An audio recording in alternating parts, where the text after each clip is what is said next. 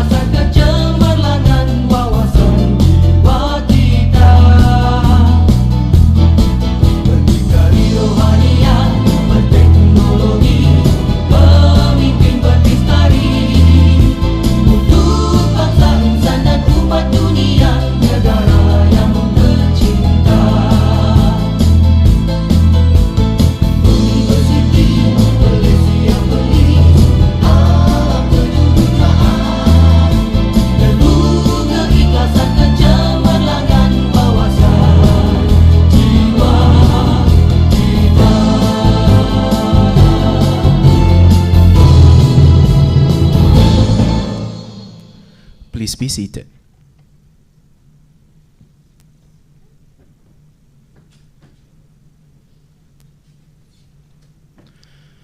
Assalamualaikum warahmatullahi wabarakatuh and salam sejahtera.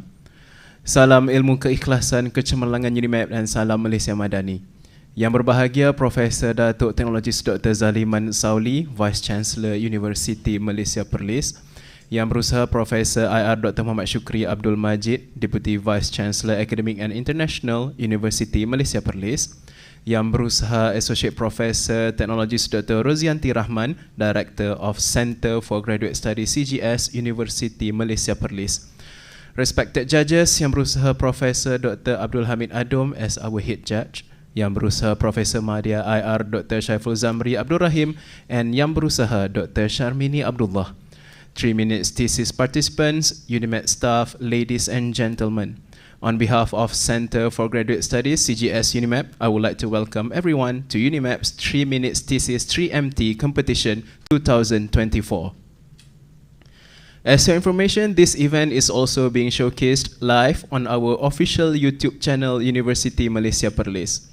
Ladies and gentlemen, the 3MT competition is a Unimap annual event suited especially for our PhD postgraduate students to showcase their PhD work just in 3 minutes only using a single slide.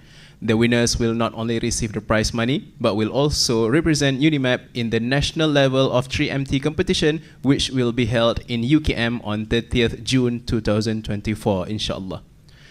Ladies and gentlemen, before we indulge ourselves in the upcoming presentations by the participants, let us first invite yang berbahagia Profesor Datuk Teknologis Dr. Zaliman Sauli, Unimap Vice Chancellor, for his welcoming speech. Please welcome.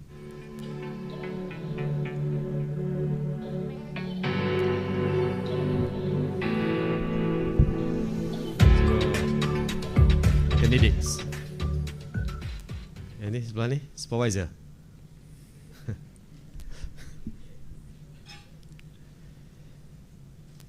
Bismillahirrahmanirrahim. Terima kasih saudara Najib Aiman. Assalamualaikum warahmatullahi wabarakatuh.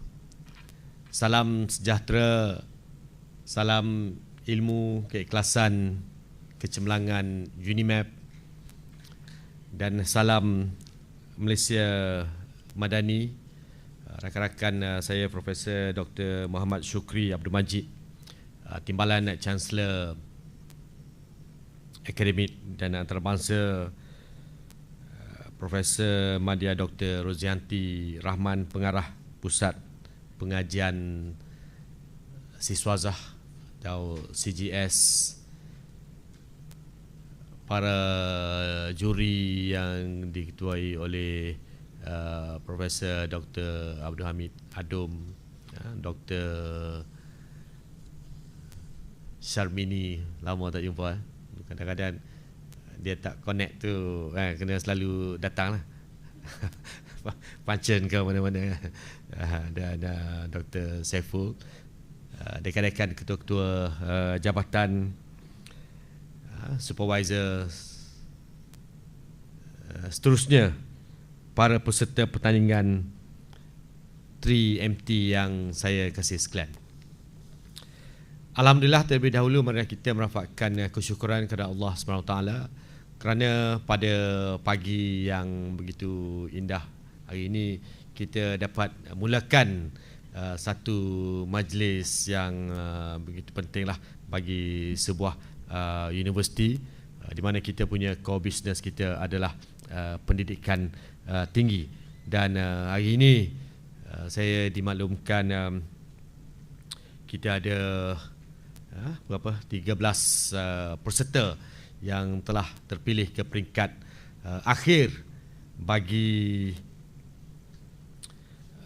menyertai program ataupun pertandingan 3 minutes thesis competitions bagi menyaksikan perhimpunan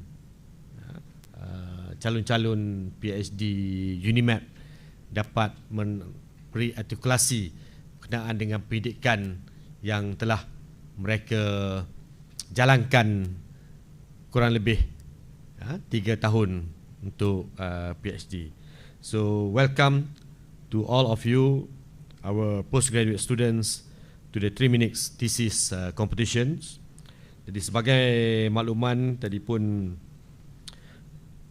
saudara pengacara majlis telah maklumkan pertandingan 3 minutes thesis ini adalah merupakan satu platform yang unik untuk pelajar pasca siswazah untuk membentangkan pendidikan mereka kepada khalayak yang lebih luas termasuk industri dan komuniti dengan cara yang ringkas dan menarik sejajar dengan hasrat Kementerian Pendidikan Tinggi sendiri dalam melahirkan pelajar yang mampu mengartikulasikan idea dengan begitu baik.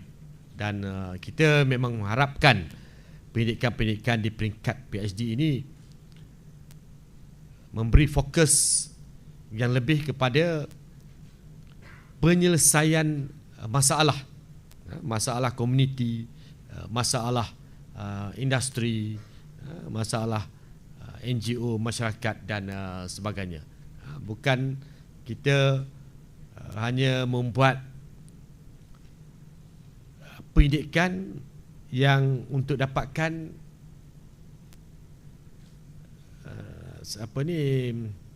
pembentangan paper kertas kerja ke peringkat Q1, Q2, Q3 saja. Kita nakkan pendidikan kita ini lebih kepada penyelesaian kepada isu-isu semasa dalam masyarakat kita. Bukan sekadar kita nak dapatkan medal dalam pertandingan dan sebagainya. So itulah impak kepada masyarakat, negara dan seluruh dunia. Hadirin dan pelajar yang saya kasihi sekalian, saya lihatlah para peserta hari ini sudah tentulah bekerja begitu keras, bekerja dengan kuat dan menunjukkan komitmen yang tinggi dalam projek pendidikan mereka. Jadi bukan mudah, kita tahu, bukan mudah untuk membentangkan ataupun menjalankan pendidikan dan membentangkan hasil pendidikan mereka dalam masa 3 minit. Saya harap dalam masa 3 minit ini kita dapat berkongsi apakah gist. Dia lebih kepada macam TED Talks lah, macam TED Talks jugalah dalam program ini. So ladies and gentlemen, today we have 13 participants coming from 6 faculties. 6 faculties, not 6 continent. And 1 institute. The winner will represent UNIMAP at the 3 minutes thesis competitions national level, which will be held at Universiti Kebangsaan Malaysia by the end of next month, perhaps. Jadi pada tahun lepas, peserta dari UNIMAP telah berjaya melayakkan diri hingga ke peringkat akhir dalam pertandingan 3MT ini di peringkat kebangsaan. Jadi saya percaya calon-calon yang ada pada kali ini mempunyai karisma yang begitu tinggi dan insya-Allah kita dapat masuk bukan saja ke peringkat akhir tetapi menjuarai pertandingan 3MT di peringkat kebangsaan. Saya ucapkan syabas dan tahniah kepada semua peserta yang telah terpilih pada hari ini. Hadirin sekalian, saya mengambil kesempatan ini untuk mengucapkan tahniah dan selamat membaju jaya kepada semua peserta, dan tahniah juga kepada penyelia-penyelia ataupun supervisor, co-supervisor, dekan-dekan, ketua-ketua jabatan yang telah memberikan komitmen yang tinggi bagi kita meningkatkan bukan sekadar bilangan pelajar PhD kita, tetapi dari segi kualiti pendidikan yang dijalankan di UNIMAP. Saya pun tidak mengambil banyak masa. Saya pun diberi masa 3 minit saja untuk merasmikan program pada pagi ini. Jadi dengan lafaz yang mulia, Bismillahirrahmanirrahim, saya dengan rasa sukacitanya merasmikan pertandingan tesis 3 minit UNIMAP bagi tahun 2024. Sekian, wabillahi taufiq wa hidayah. Assalamualaikum warahmatullahi wabarakatuh. Thank you Yang Berbahagia Datuk. Okay, ladies and gentlemen, please be informed that Yang Berbahagia Datuk will need to excuse himself to attend another official matter. So before that, let us have a quick photo session before Yang Berbahagia Datuk needs to leave the auditorium. So can I have those who are sitting at the right side and the left side of the hall to come and squeeze in the middle for us to take in the photo session. Those who are sitting near the front side, you can just come in at the front side.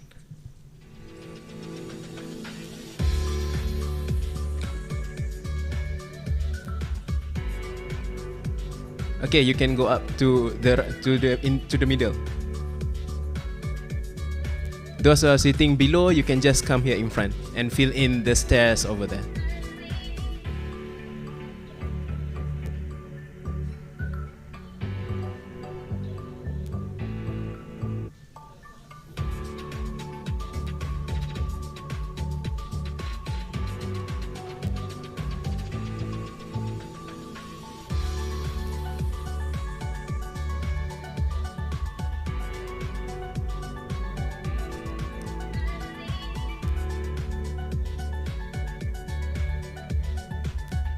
Okay, audience, you can join the middle side also.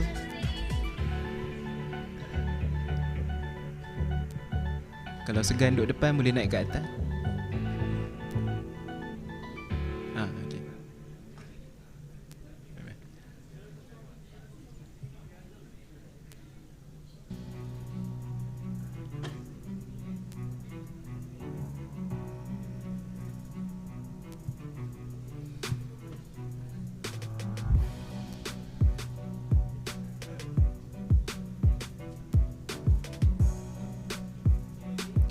Okay, saya.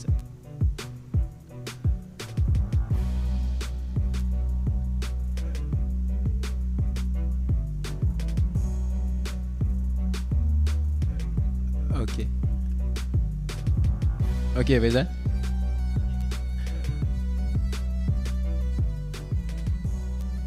Okay, ready?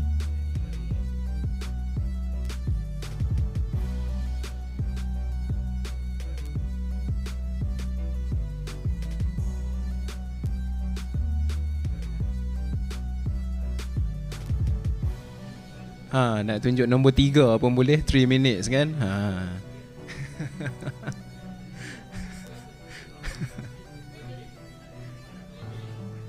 Okay, 3. Ikut Datuk. Okay, 3. Ke belakang macam ni. Back of your hand. Alright.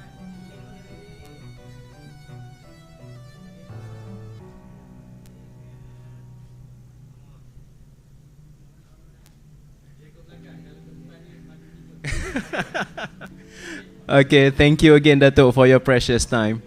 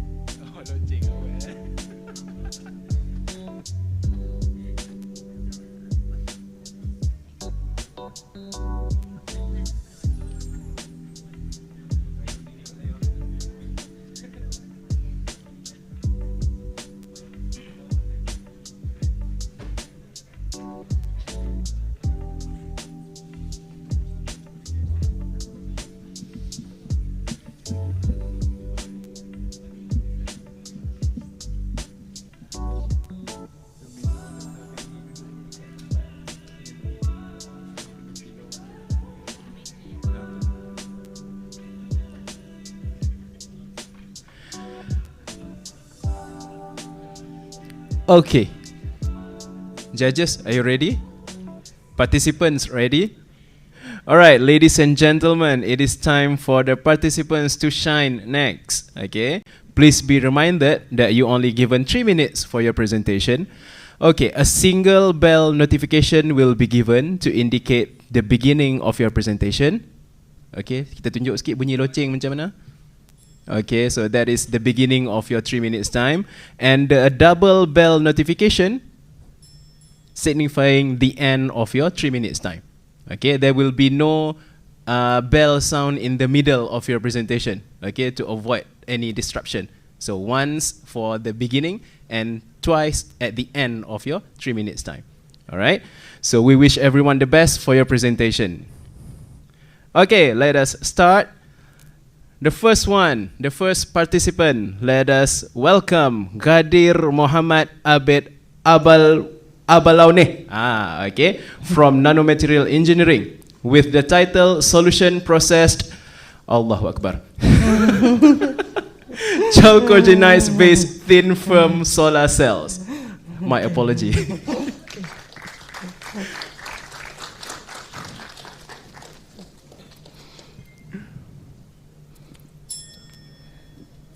Hello, I'm working in solar cell, the device that converts or generates electricity from sun. Nowadays, almost all the solar cells are thick, heavy, and almost made of silicon. On the other hand, solution-based solar cells, or which called ink-based solar cells, are devices made by printing technique, just as printing inkjet or roll-to-roll technique. These devices are thin, flexible, and light, and can be easily used to any surface. Imagine you can print a solar cell to fit your rooftop, or you can design one as a butterfly shape for your daughter window, and maybe you can have it on your shirt or in your bag. The great promise for these devices are faced with the low conversion efficiency compared to the traditional solar cell or silicon solar cell. Now, the spirit of innovation is continuous, and the researchers all around try to find the solution and improve these solar cells' efficiency.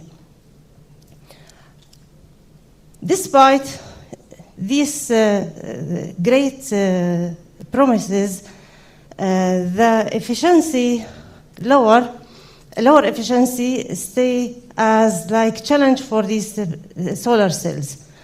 In thin film solar cells, CIGSE solars are shown high efficiency and can be used in thin film printing techniques. The challenge to incorporate these solar cells in printing techniques is to find a solvent that can dissolve all the chemicals into one stable solution and integrate it into manufacturing processes. So, in my thesis, in my research, I'm working on one of the newly used solutions in ink or solar solvents, and try to do simpler and more less complex process to repair solar cell device. My ideas based on two main concepts. One, if I want to, okay, cannot continue? Cannot continue? Little, okay, thank you. A little bit conclusion, yes. Yes, in my work, I try to make it simple and based on the idea that to avoid one of the complex and highly controlled heat treatment and try to my solar cell without this step. And this is my research. Okay, thank you.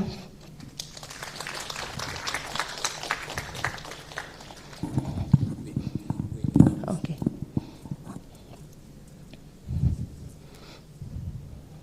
Assalamu alaikum, Gadir. Alaikum salam. Thank you for the presentation.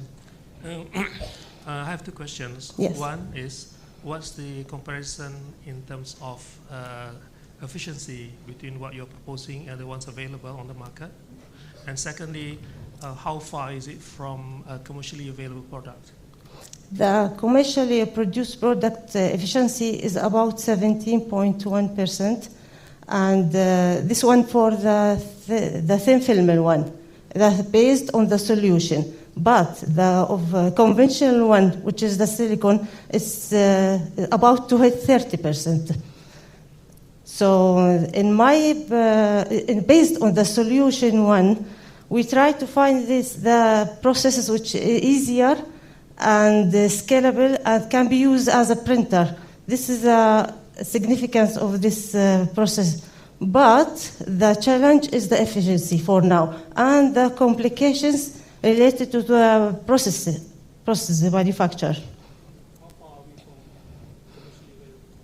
Like it's growing during the last 20 years, like the solution-based sales in the last 20 years grows from 6% to 17%, and it's still growing.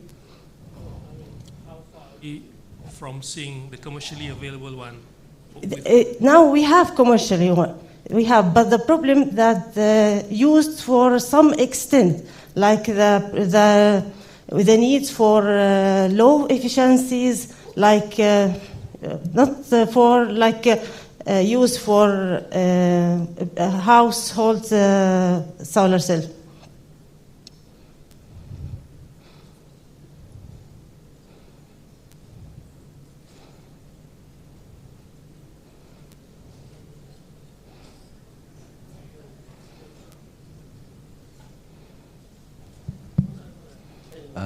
Do you have any collaboration with any industry to conduct your research?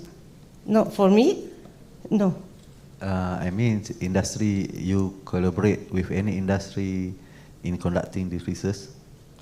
Or any industry interest with this research? No, just very published research about this topic.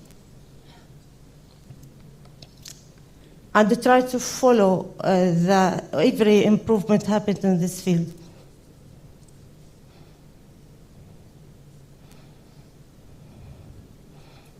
What are the limitations that you had encountered? The limitations according to my thesis or the topic? Here in my thesis, I have complications related to the experiment. The lab, just like lab techniques, sometimes we have lack to do all the experiments. Sometimes the experiments stop and we have to repeat it from the beginning. For now, I stop like when my steps need like a special type of furnace, and I cannot. It's not available. We try to find another place to do this place. This is a crucial step to improve my or to optimize one of my steps. But until now, we do progress. We now in optimization step to get better and more better results. Okay, thank you. Thank you, Ms. Kadir. Okay, next, please welcome Mr. Faharul bin Zubair from FPK. The title, Rhetorical Structure of the Introduction Chapter of Engineering Discipline PhD Thesis in Malaysia. Please welcome. Testing. Please raise your hand if you think that writing a PhD thesis is something that is difficult. Anyone? Now please wave that hand if you need to write your problem statement more than 3 times. Hi, Assalamualaikum warahmatullahi wabarakatuh, and good morning. Writing a PhD thesis is something that is difficult because it is the highest degree that can be awarded, and it is also the longest writing assignment that we can do. Among the chapters in the PhD thesis, the introduction chapter is one of the most important and difficult chapter to be written. This is because the introduction chapter encapsulates the essence of the whole research. Of course, by years, students will be able to write this well. However, there is another problem. It needs to be written during the early years of study because of proposal defense session. And the proposal defense session is something that is important because it determines the direction and approval of the research. This is why there is a need for a writing guide. Sure, this writing guide already existed. However, there is no specific help in terms of discipline and institutional variation, especially in engineering discipline and Malaysian institution context. This is because research like this were always done by people like me, linguistic people. We tend to analyze texts that we are familiar with. A colleague from this university once told me that he needs to rewrite his thesis, his problem statement 16 times before the submission of his thesis. 16 times. Wouldn't it be nice if we have a detailed guideline, almost like a recipe that we can follow? A guideline that describes the process step by step so that we can write a killer introduction. This is what I did. I reverse engineered this process. I analyzed the introduction chapter of 25 engineering best PhD thesis award recipients and candidates from UNIMAP. I read every line, word by word. I meticulously described their rhetorical structures, strategies, techniques, and linguistic descriptions. The result? A writing model, which I call the Malaysian Engineering PhD Thesis Introduction Chapter Model. This will help students, supervisors, and academic writing instructors. Now please raise your hand once again if you would like to have access to this model. Anyone? Hopefully, this will help you to focus more on your research and less time spent on your writing. Thank you for your time.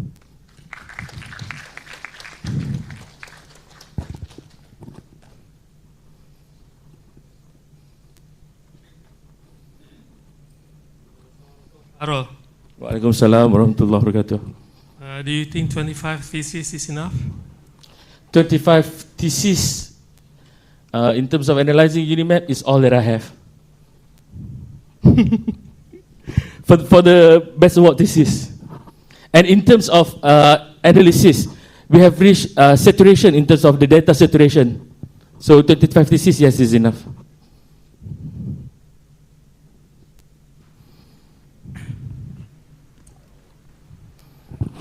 Okay, thank you, Farah. Those 25 theses from UNIMAP alone or from other universities as well? From UNIMAP. I think you need to have a, what about different so-called sets of sources? Because now you have like very concentrated sources from UNIMAP. So how's that going to compare with if you have a, for example, for UPM or different universities that might have a different environment, ecosystem and whatnot? Yeah, we discussed that during doing the research. However, having thesis from different universities, since this is a qualitative and text analysis study, would not be able to generalize the findings. So, concentrating that to one university would give more tailored guidance in terms of findings assistance. Sure, for UNIMAP also it cannot be generalized because it's a qualitative studies. But at least we're doing something for a localized place, and it is also in some way a context, a content analysis, and also a mixture of a case studies. Okay, one last one from me. Of course, this is a good model, good initiative, but one might say that such a guideline may create robots kind of graduates that follow just the guidelines without having like proper freedom to express their literature's capacities. So what do you think about it? I think that is a very good opinion. Yes, of course. But then again, in terms of its assistance, I think it will be able to give much more assistance, since like the example that I've given, 16 times writing the problem statement. So having a clear guideline, and I'm not saying a good guideline, but then again, I choose the best thesis and try to come up with a guideline. Hopefully it can help and serve as a guideline. In terms of making it a robot thesis, I'm not sure if it's going to do that. Maybe we need further research for that. Another question. Usually, it is a process of discussions between the candidate as well as the supervisors. I was wondering, in your approach or in your guidance, what sort of guide is it that you or your system will be able to provide for the students or for the candidate in order for him or her to actually write a good so-called chapter 1? Okay, thank you very much. Actually, the main objective of my research is to be able to identify and describe the characteristics of the introduction of this thesis. The model is actually a bonus. Yeah? And in terms of the guide, I'll give you an example, can I? Yeah? In terms of establishing the context of the research, there's this one method that is claiming centrality, yeah? Where you show that your research is important.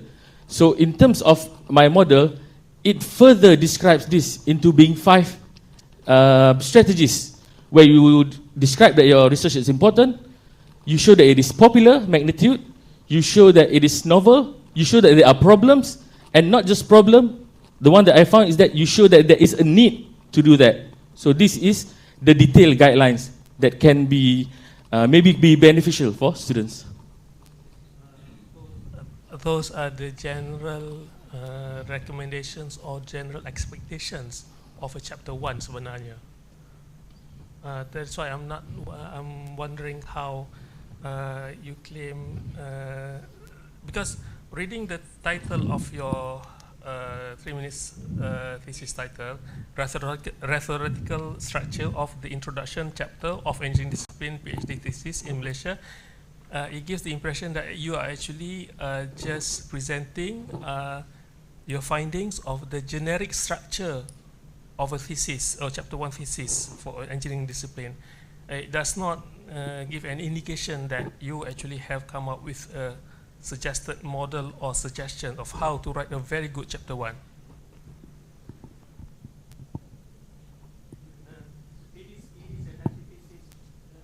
It is an antithesis of what you're supposed to, you're proposing. Paham? The title, is it? Yes. Okay. Thank you for the comment. I have one comment. You just explain the scenario, but you do not explain the proposed method you have done to write up a good introduction chapter. What is your comment? Okay, thank you for the comment. I think this kind of question, I think, can be anticipated, because I'm not proposing a method. I'm proposing a description of an introduction that is based from Best Thesis Award that I have analyzed. So this description is actually beneficial. This description is not a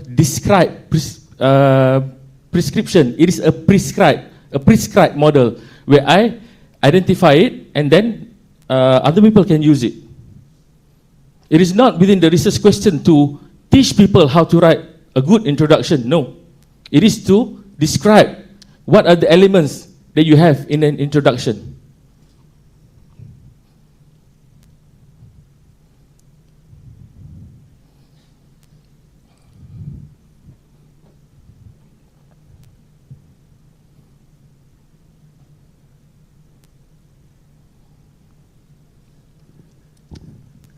Okay, thank you, Mr. Fahrul. Okay, thank you to all the panels and thank you everyone.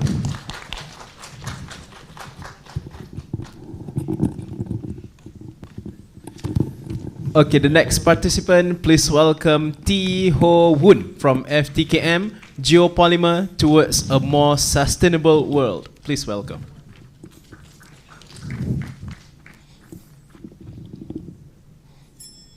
Ladies and gentlemen, as we witness the progress of urban growth, our planet pays a hefty price. Traditional constructions relies heavily on cement, the production of which is responsible for nearly 8% of CO2 emissions. But there is a more pressing issue at hand. The waste from our cities often ends up in landfill, leaking toxic substances into our environments.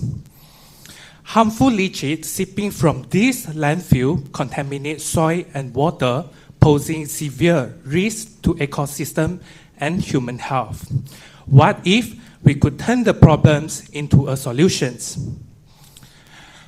Imagine a world where the waste material from coal power plants and rubber glove factories are not just useless refuse. Today, I introduce you to geopolymer, a revolutionary material crafted from these industrial byproducts. Not only does it have the potential to replace cement, it also encapsulates harmful substances, preventing environmental contaminations. Through my research, I've developed a unique formulation of geopolymer that is 2 times stronger than the traditional cement. More impressively, it reduced the carbon emissions by up to 80% compared to the conventional cement productions. Wait, the benefit doesn't just stop at here. Our leaching tests showed that geopolymer had significantly lowered the risk of heavy metal pollutions compared to their cement counterparts, thanks to their dense and 3-dimensional network structures. This isn't just about building a safer and more durable structures. It's all about fostering a sustainable cycle of waste reutilizations that support both our environment and public health. Our approach doesn't just mitigate the existing damage, but redefine how we think construction material altogether. Lastly, as we stand at this crossroads, the choice is ours. Continue down the path of ecological detriment or embrace a solutions that not only preserve but also enhances our environments. Let us all work together for a more sustainable future. Thank you.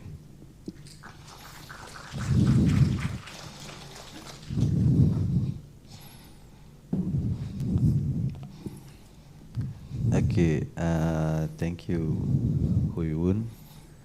Okay, can you tell us which part you want to focus to replace the cement with geopolymer, and can you highlight the performance you have found in your research, and then any industry interest with your research at this moment? Thank you. Okay, can I clarify your questions again? Like the first part is what part you have focused to replace the cement with geopolymer material? Means the applications, is it? Yes. Okay. For my research, the application-wise, I'm focusing on the industrial side, where I'm actually building this more porous structure geopolymers to have the ability to immobilize and also do heavy metal absorptions of geopolymer, which means that these heavy, in industrial side, they are prone to these leachings of harmful substances from their waste water. So with that, with geopolymers, it can limit the waste the untreated accidentally leach out wastewater. And then the second question is about what properties that I have studied. First, as I mentioned in the script, the strength. From my strength, it achieved higher than the cement, which is around 78 megapascal, compared to the standard ASTM, which required 28 megapascal only. Then I also study on the leaching behavior. So one of the heavy metal zinc have the immobilizations of approximately 99.8% of immobilization efficiency, which is higher than the cement, and also the currently used stabilization solidification technique in cement. So the industrial that involved, so my raw materials is actually from coal power plant, TNB, Manjong, and also from Top Glove to get the rubber sludge. Yeah. Okay, I'm not sure whether I have one or two questions, but depending. Okay, the first one would be, of course, there are there are quite well-known advantages of using geopolymer in concrete and cement. But one of the things that I think haven't been addressed is durability. Durability in terms of long-term durability after it's been exposed to maybe some harsh environments and whatnot. So compared to concretes or compared to conventional cement or concretes. So it's been known that for a long durability is kind of degraded quite a lot compared to conventional concrete, and how you address that. Although it has a good properties initially, but over time still not be able to compare to concrete. That's one thing. And second is there are still lack of standard practice concerning use of geopolymer in building codes and whatnot. So I think why is that? Although you mentioned about the advantage of using this, but they're still not being introduced into the standard when it comes to building standards. Why is that? Thank you for the questions. That is also one of the concerns that I address in my studies, because I want to study what are the things to leach out in harsh environments. So in my research, I actually do a few leaching standards, for example, TCLP, SPLP, and also other China standard to simulate harsh environment, for example, exposure to acid rain, or in the landfill conditions, or even other environments that we mix kind of acids, so that like acetic acid, those acids that we usually use in our household, like vinegar. Okay, so we study what are the things that we leach out, like is it safe for human, safe for our environments compared to the cement. But through my research, I actually found that it's actually much better. And of course, the long-term effects that we need to discover are yet to discover. This is under my objective 4. Yeah. We will study the long-term performance in terms of acid attack. Yeah. Sorry?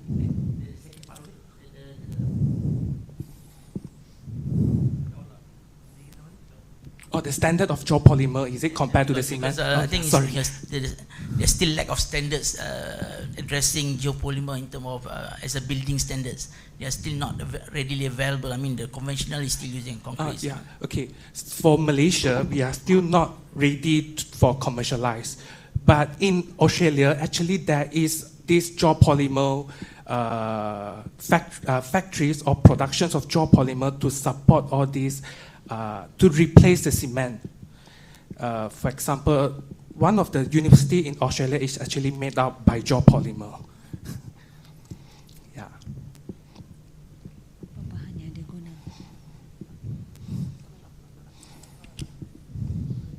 Actually, you did say that if you use your geopolymer, it sort of addresses the waste materials in water, correct? Not only water, but also like you have tested it on rubber and I think some electrical waste as well, right? TNB? No, it's TNB is they burn the core, so they produce the electricity. So after the burning process, there is this ash produced. Yeah, the ash. Okay, how health? Okay, I'm just going to focus on the waterways. Okay, we use your material to neutralize whatever chemicals that's inside. How safe is the water after that? Is it the concerns of the water is not for drinking purposes, but we address that geopolymer actually, if we do not use geopolymer technique or in any things, I mean, for example, solidifications or stabilizations technique, or maybe we use this harmful waste in our construction material, then it can stabilize the harmful effects of the waste. So it prevents leaking those harmful substances into our environment. Yeah. Yes. Okay, thank you, Mr. T. Next one, please welcome Ms. Ong Shi Wen from FKTK, Beyond Concrete, the future of eco-friendly building materials with pressed geopolymer.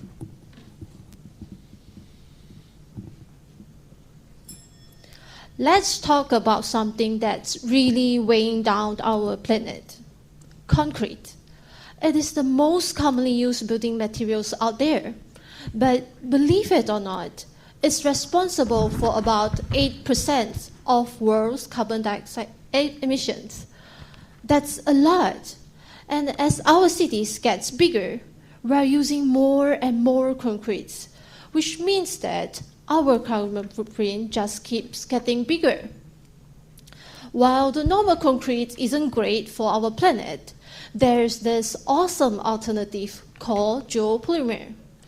The geopolymer can be formed by mixing the industrial waste materials with alkaline solutions. Can you imagine a house or an office with the walls that made from industrial waste materials? Yes, industrial waste materials. These techniques not only can give a new life for this waste, but also can reduce the carbon dioxide emissions from concrete by up to 80%. Essentially, it does the same job, just like the concrete, but way better for our planet. So my research takes this innovation a step further by working on something called pressed geopolymer. The pressure is applied on the materials to make it stronger and set faster. In fact, my result shows that the pressed geopolymer can achieve a compressive strength up to 135 megapascal, which is about 3 times higher than the normal concrete. So you're probably thinking that, what can the pressed geopolymer do? Well, it can be transformed into precast geopolymer units. Thinking of building with precast geopolymer units, it's like putting together the large Lego blocks. It isn't just a simple game. It's a smart way to build that can reduce the on-site waste and speed up the whole construction process. In conclusion, by using the pressed geopolymer technique, especially in the precast form, we are doing more than just building. We are making the construction industry less harmful to the environment and finding smarter and more effective ways in shaping our spaces. That isn't just about constructing a new building. It's about reshaping our future. Build green, build strong, build with pressed geopolymer. Thank you.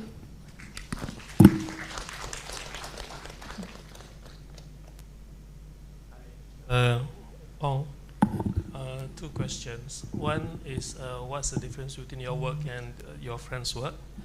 Secondly, because actually this question applies to your friend just now as well. If you are using industrial waste as a building material, it itself was a waste material, how do we ensure the safety in using it as the building material if you want to live in that? Okay, the difference between my work and his work is in terms of the fabrication methods. I use the pressing methods while he used the traditional called casting methods, where you just need to pour the mixture into the mold. But my one is applied the pressure on the materials itself. So from there, our application will be different. Because when we apply the pressure on the materials, it will become very solid materials. So it can be used to replace concrete. But him's one is to use like paste that can join the bricks together. And about the safety parts, okay, actually the pressing technique can tackle the leaching problems that usually seen in the concrete. Because when we apply the pressure, so the particles are very close together, then what will happen is the reactions will speed up, so it can lock up all the heavy metals inside the structure. So that's why pressing method can minimize the leaching problems. Minimize does not mean stop. Yes, but normal concretes also got leaching of heavy metals, but they don't harm to our body health.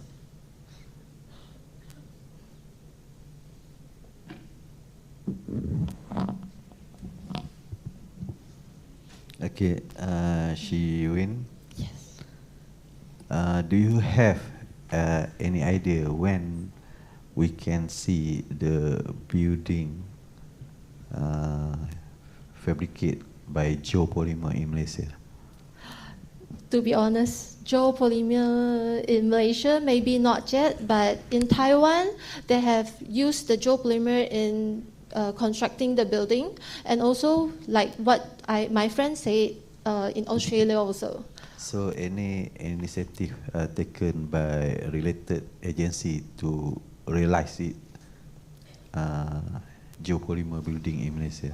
Okay, so for my future plan, I plan to continue my work by collaborating with the industry leaders and the policy makers, and to foster them to for the adoptions of pressed geopolymer technology. So this includes engaging in the educational outreach to increase their awareness in the sustainable building materials. I also intend to contribute in drafting the new standards and policy that encourage the use of sustainable building materials. So when you estimate we can see the geopolymer building in Malaysia? Thank you. Maybe 5 years after I graduate.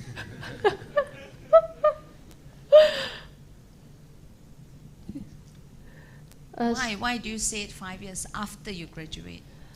Because after I graduate, I need to find a work first, and then I need to do more research, and I need to find collaboration with the industry. So it may take a long time. Thank you.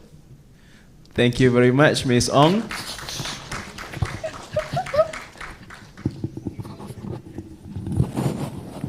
Next participant, please welcome Nur Farizah Nadirah binti Jaafar, Gold Nanoparticles Revolutionizing HPV Genosensors.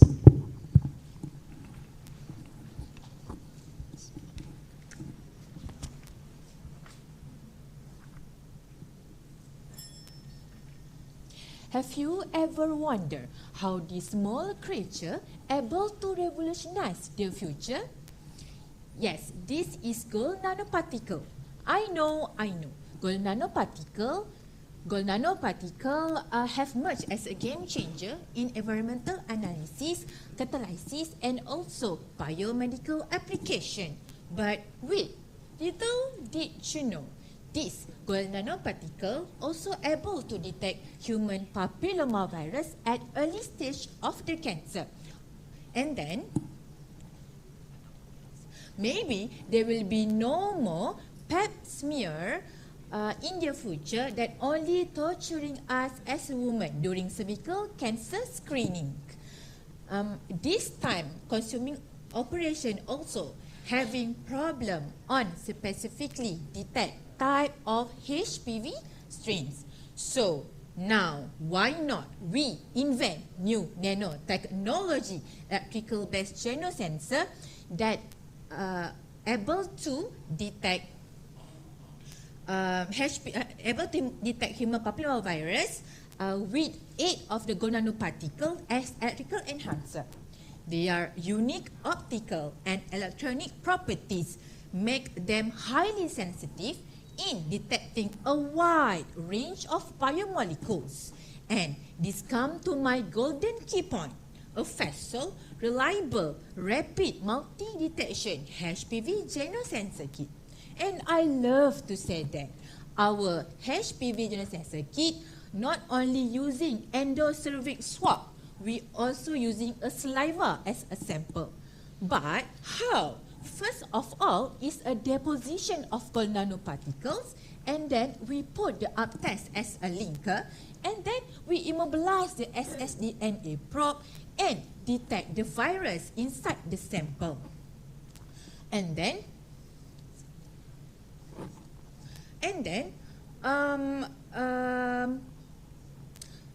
money become huge argumentation when we want to convert the conventional method into biotechnology, innovative research product. This is where we innovate the idea of early detection of cervical cancer by using this multi-detection genosensor kit, which is much cheaper compared to the conventional method. So the novelties in this study are response limit up to 1.75 millisecond and highly sensitive and selective device. Okay, so remember ladies, we are the queen. The queen are always turn the pain into power. I am Fariza Nadira. Thank you.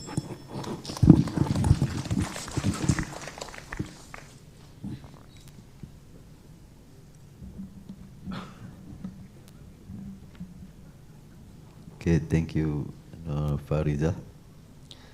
Okay, my question, if you want to compare your HPV CC kits with the current tool used at this moment, what point you want to highlight the special for your kit? Okay, I love your question, Doctor. Okay, first of all, the gold method of detecting the HPV is actually pap smear with aid of the PCR. What is PCR? PCR is polymerase chain reaction. We use the amplification too much. That the consequences is they will having much more time, energy consumption, and also money consumption. So with this HPV genosensor kit, we will reduce the time consumption with much convenient, only using saliva, and then it also much cheaper compared with the process of having pap smear. I know, it's actually a mom with one daughter. I know how difficult or how afraid we as a woman to having cervical cancer screening, to having pap smear. I know the field of swabbing endocervix. I know. That's why we invent the genosensor kit to make us as a woman feel more easier during pap smear or during HPV cervical cancer screening. So HPV genosensor kit also have rapid detection, which is only consume 1.75 millisecond during response limit. It also have detect the common virus that cause cervical cancer, which is HPV 58, 18, and also HPV 16. So yeah, you said just now you reduce time consuming and money. Yes. So can you convert into the value or percentage compared to the current practice? value of percentage of accuracy? For example, you say you can reduce the money. So how the cost was reduced compared to the current? Okay. So basically, I know for right now they have one kit for HPV, but it is a lateral flow, such as a pregnancy kit. So actually, compare with that, I think yes.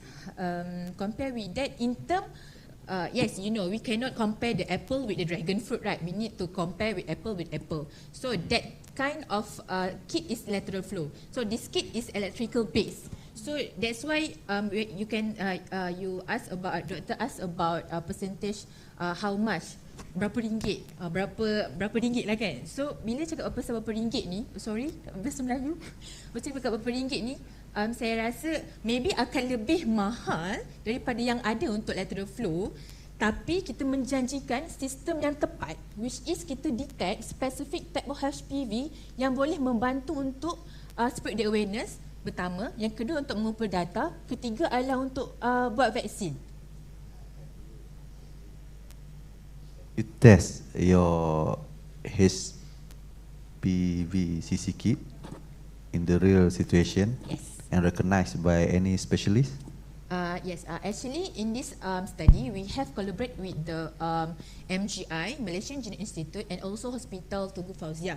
MGI provide us a sample of the HPV. Actually it is a swab, endospermic swab. So by using this system, by using our probe, we have actually detect two type of commonly virus that can cause cervical cancer, which is HPV 58 and also HPV 18. With the percentage of accuracy is 91.42 and 90.81%.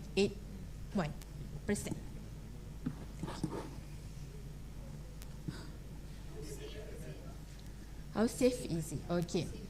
As you know, we using a saliva, which is a non-invasive. So such as like we take a COVID test.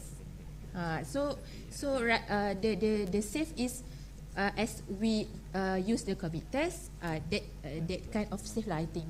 That do not use that endospermic swab, and they need to go the LPPKN, and also, yeah.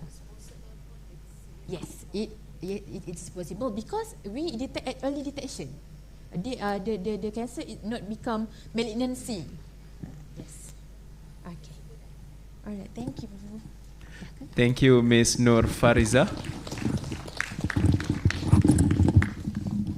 Next, please welcome Ms. Fatin Shakirah binti Halim from INEE, a beacon of hope, the SARS-CoV-2 nano biosensor.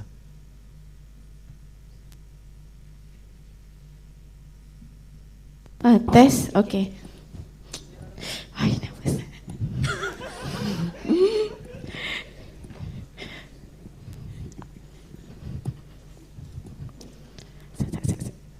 Do we wait for Prof. Hamid?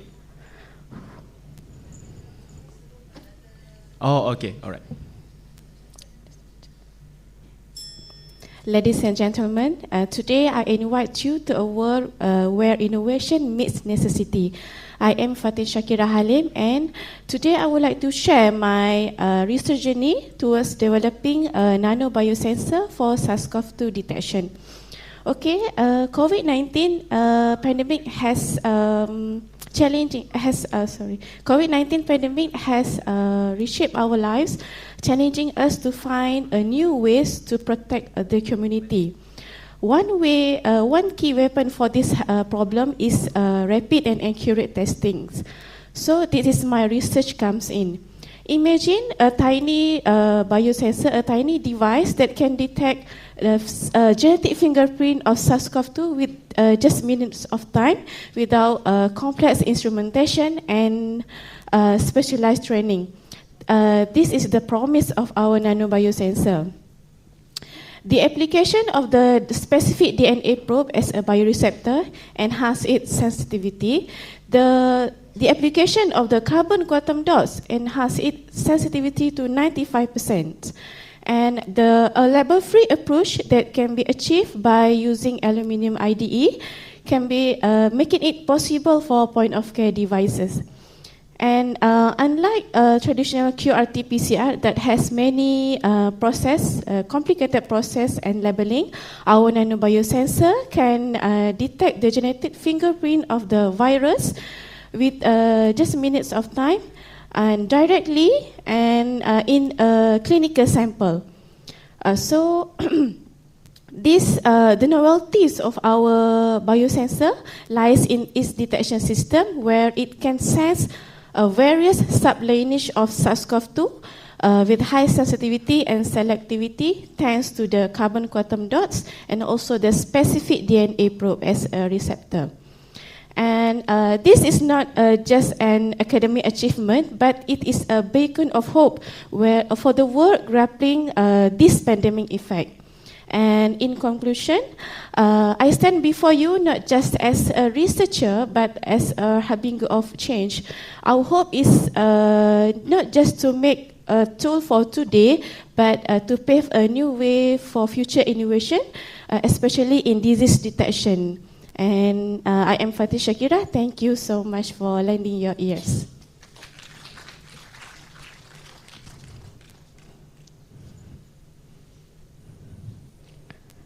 Okay, thank you very much, Siti Fatimah. Siti Fatimah kan? Fatin. Fatin Shakira, PM.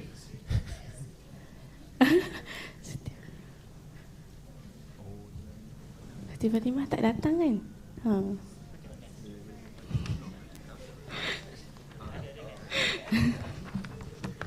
Fatin Shakira. Yeah. Okay, sorry. Okay, do you think your finding, this research is needs today? Yes. Because COVID-19 is gone. So, what do you think? Okay, thank you for your comment, Doctor. Okay, I think my research is significant for today's because as we know that COVID-19 is not yet disappear, it just evolved, it just mutate. So our biosensor use a DNA probe. So the nucleotide sequence for this DNA probe, we have analyzed it using bioinformatic tools. And we have compared it with the mutation version of other SARS-CoV-2, and it shows that our nucleotide sequence for DNA probe is 100% similar with the other sublineage. So, as a conclusion, if we use this probe and we can sense other mutation version of other SARS-CoV-2, and the other two things is. We don't know. We might the other virus might be coming, right? So by using the knowledge for the development of DNA probe for the nanobiosensor, we can just change the nucleotide sequence according to the gene of that virus, and then we can develop a nanobiosensor for detection of that virus. Okay, have you patented this innovation? Yes. And any industry interest? Okay, we have collaborate with Malaysia Genome Institute where we get the real sample, the clinical sample from there, and then we also collaborate with the industrial Nanobiogene, Mr. Tan from Nanobiogene, and this time we in part of the discussion to test more clinical sample to validate this biosensor. Okay, how would you compare to other methods? How effective is your method compared to the other that is already available? Okay. Like antigen, viral tests. All right. Okay, so the commercial kits outside is more on the antigen and antibody interaction, where the probe used that is antibody, not the DNA probe. So the antibody will be detect the antigen. The antigen means that the whole virus. So it might be can be a false positive or false negative because the antibody might be capture the other virus that inside our body. For example, if we have flu or influenza and at the same time you have COVID. So sometimes the interaction is might be disrupted by the other virus. But our biosensor use the genetic fingerprint of the SARS-CoV-2, means that it's genes. So it is very selective to the SARS-CoV-2 only, not to the other virus. So it's very specific and precise. Yes. How many variations can it detect? I mean, pardon? COVID has evolved, right? Yes. So how many variations of it? So for at the time being, I already test with various sublineage, means that from Omicron and the original one, and the result shows that the DNA probe can detect the virus SARS-CoV-2 from the Omicron too. Thank you. Thank you. Thank you, Ms. Fatin. Please welcome our next participants, Ms. Shazwani binti Muhammad Puzi from FKTK. More kilometers with jarak seats biodiesel, myth or fact? Please welcome.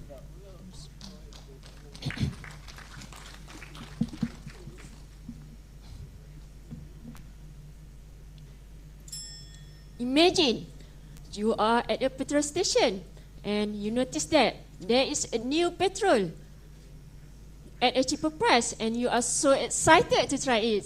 Without thinking much, you fill your empty carton with this petrol and then you go straight to work. After 2 days, you realize that this petrol runs out faster than the previous one. Even though you didn't drive much, you just go straight to work. Can you guess why? Let me share a fact with you. Do you know that the consumption of petrol for our vehicles depends on the heating value of the petrol? Heating value, what is that? Heating value means how much energy is released when fuel is burned. High heating value means that high energy is released, resulting in low consumption of petrol used to run the engine, and you can further longer distance with this petrol. Meanwhile, low heating value means that less energy is released, resulting in higher consumption of petrol and shorter travel distances. So, that is the focus of my PhD study, which is to produce a high heating value fuel from jarak seed. This seed is small and oval in shape, usually dark brown or black in color. Its plants is easily grown even in the porous rocky soil.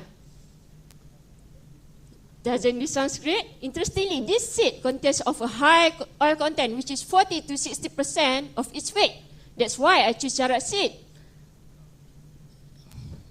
We can extract its oil and convert the seed into biodiesel. This biodiesel can be used in buses, lorries, heavy trucks, and even airplanes. Unfortunately, this seed has a high undesired oxygen content, which is 20%, which reduces its heating value. Therefore, we need to remove this oxygen from the seed. But how to do that? In my work, I designed a low-cost nickel catalyst that has a special characteristic to remove this oxygen. In other words, RMN, oxygen killer. Using a high-pressure reactor and a small amount of nickel catalyst in methanol, I successfully reduced the oxygen content from 20 to 8%, significantly increasing its heating value. As a result, we can go far with this biodiesel.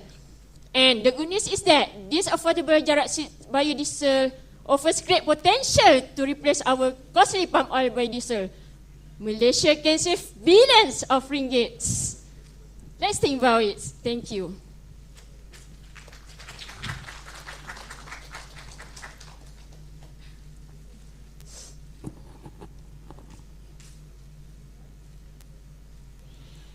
Okay, Shazwani, how large plantation you need to produce 1 liter biodiesel using jarak seed? Thank you for your question. How large your plantation need to produce 1 liter biodiesel using jarak seed? 1 liter. Okay, thank you for your question. Okay, this seed contains of a high oil content which is 40 to 60%. So, which is more higher than palm oil biodiesel, right? And in for example, 1 acre, you have 1 acre jarak seed plantation. How much? How many liters you can produce jarak seed biodiesel?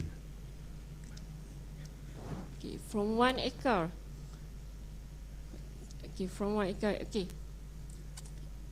From 1 acre, we might plant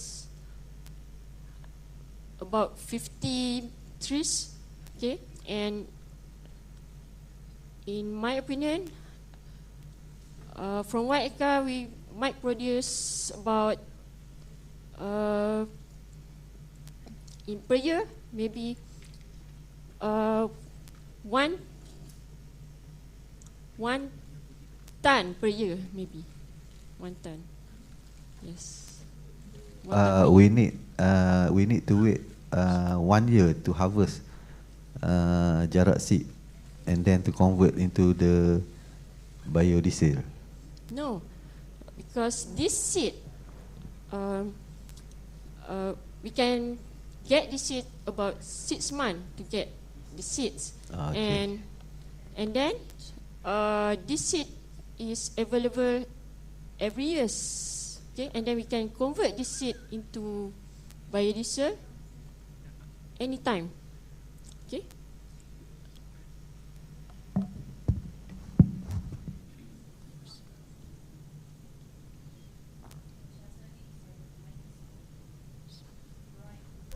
What limitations did you encounter when you were actually doing your research?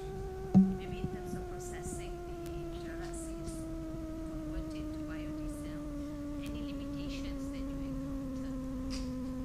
Okay, thank you for your question. A very good question. Okay. In my experiment, I need to deal with a high pressure reactor. As we know that this pressure reactor has high possibility to explode if I'm careless or I'm mishandling this reactor. So, I need to make sure that I follow all procedures strictly.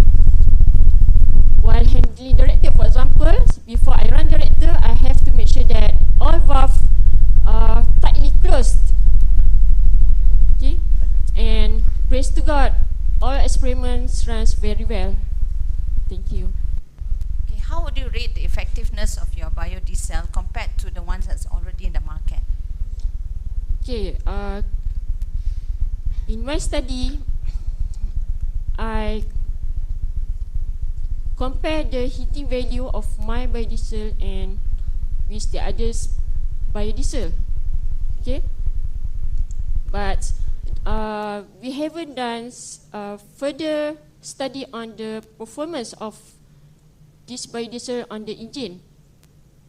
Okay, so that's our next plan, which is to do further research on the performance of this biodiesel on the engine. Thank you.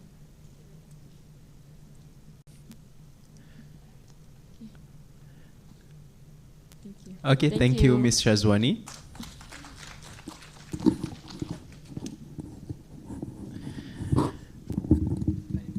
Next, please welcome Ms. Azlini binti Cik Hassan from FPK, Creating a Better Future with Psychological Well-Being. Please welcome.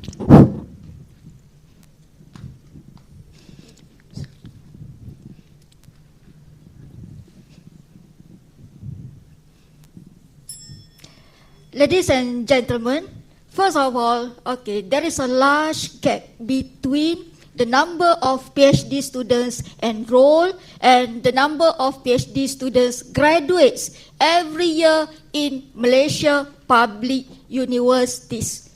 Secondly, as we know that the PhD students, they are facing a very stressful research environment during their studies, which could lead them to poor mental health.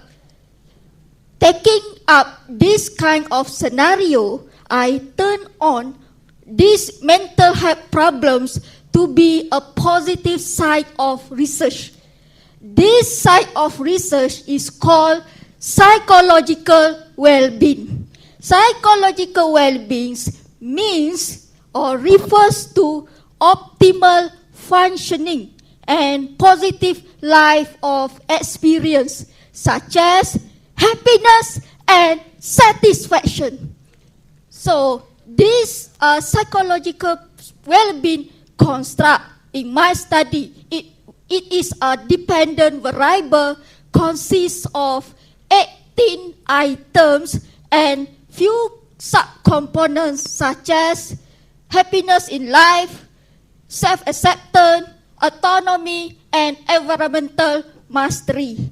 By combining two theories, which are job demand resources theory and study demands resources model, I pick up these two theories to decide what kind of PhD demands and what kind of PhD research suitable to my study.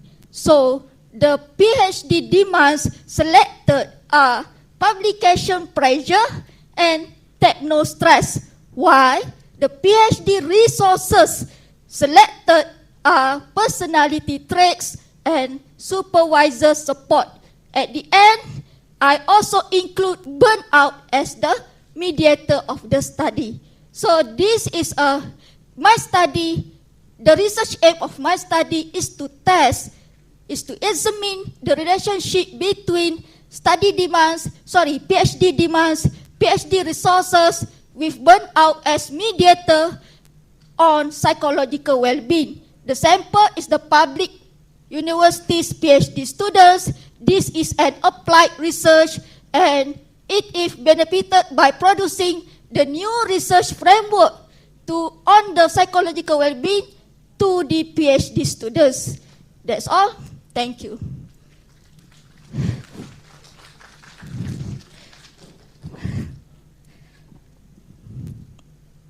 Okay, Azlini. Okay, may I know when you get the data which said the root cause, where you get the data is, which show the root cause of student cannot complete the studies? Actually, I got the statistic from Ministry of Higher Education, the number of enrollment and also the number of graduates every year starting 2013 to 2022. So there is a large gap there because as we know that the number of graduates is around 350,000 something and the enrollment and the graduate is around 33 something around that. So there is a large gap there. So how you identify the root cause? They cannot complete their study. Because they already enrolled as the PhD students. Okay, so and by within the 10 years around that, so the number of graduates is quite small. I think that they are facing a lot of issues regarding to finish their studies. So how you want to identify the real issue, the exact issue cause they are not complete their study? Actually, okay, I also do some research related to the categories of the universities, which we have 4 types of universities. So according to these 4 categories, okay, research universities, which we have 5 universities, they got a very high of graduation percentage, high enrollment and also high graduation of percentage compared to other types of universities. That is very lowest. Okay. And then because of that things, I think that this kind of RU will be my analyzing this 5 universities to be included in my study. So from this, from analyzing to that RU university, so I will determine the issues of why RU can be better in terms of their psychological well-being compared to other types of universities. I think we want to know the real issue, the correct issue, we need to ask the student which are not complete their study. Actually, So I'm doing applied research. So applied research is about quantitative research. So quantitative research, I'm putting publication pressure as one of the variable. How you know the pressure to produce the publication? From the result, from the level of the result. Okay, I'm testing the hypothesis between PhD demands. Yes, we know that the demands is there to complete the PhD. For example, of the demands that I selected, publication pressure, and of course the techno stress. And from this, when we testing the hypothesis, we can get the real scenario actually. What happened to the students? Is it they are pressure because of the publication? Okay, my last question. Okay. How many students that cannot complete their study agree with your finding? So actually, according to the statistic, for the around 10 years, is around 10%. 10% are graduating. It's quite low. Okay, Azlini, may I ask? I think in your course of your research, do you conduct interviews with actual candidates? No, I don't do the interview. So you don't do interview? Because I'm doing the applied research. Applied research means quantitative. Means I giving the survey, distribute the. Yeah, so you distribute survey to the selected students. Yeah. So you don't actually have you don't interview them based on the responses that they have. No.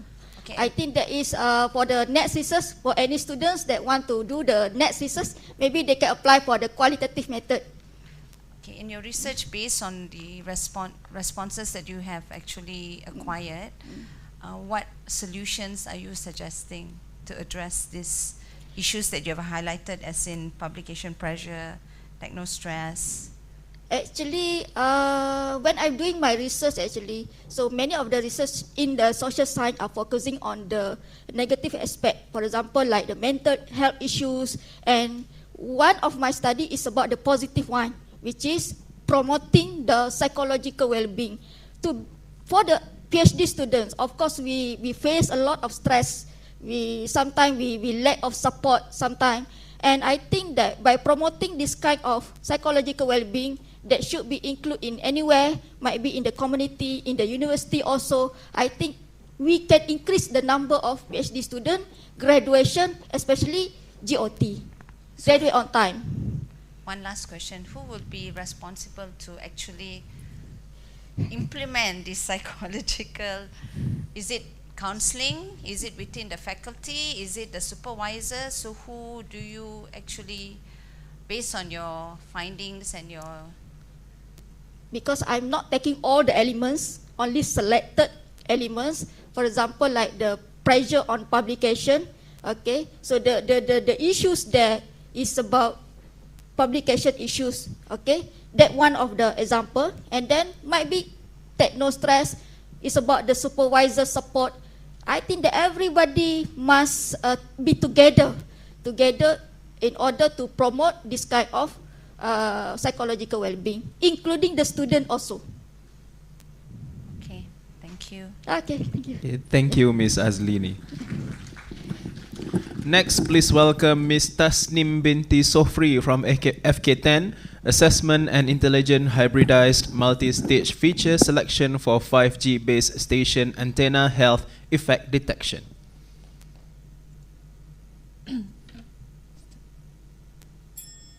Okay, hello, hi. I want you all to imagine you're sitting down right now and your phone isn't with you. Nightmare, right? So what makes our phone very useful? Is it because you're using an Android? Or is it because you're using an iPhone? No, I don't think so. It's because of the data from the connection of the base station. So let's break it down. What makes the connection works? The technology evolves from the 2G, 3G, 4G, and now the internet is powered by 5G. So actually, 5G 101, 5G uses like really high frequency, but really low wavelength. So to maintain its coverage, it actually needs really use small base station among us. So from there, the EMF exposure will be increases among us. So the big question is 5G really safe? Some claims that the 5G causes cancer, headache, fatigue, and then some high body temperature. Are these claims to be true? Ladies and gentlemen, don't worry. I'm here to be your 5G detective, to actually dive in deep and to uncover the issues about what's 5G and its health potential impacts. So here I am to explore the solution with you. So we actually did a really detailed assessment on adults, like real human adults, that radiated from the 5G to know whether it affects their health. So this involved actually the 5G radiation that with different frequency, of course, in a double-blind study where the researcher and the adults did not know they are being radiated by the 5G.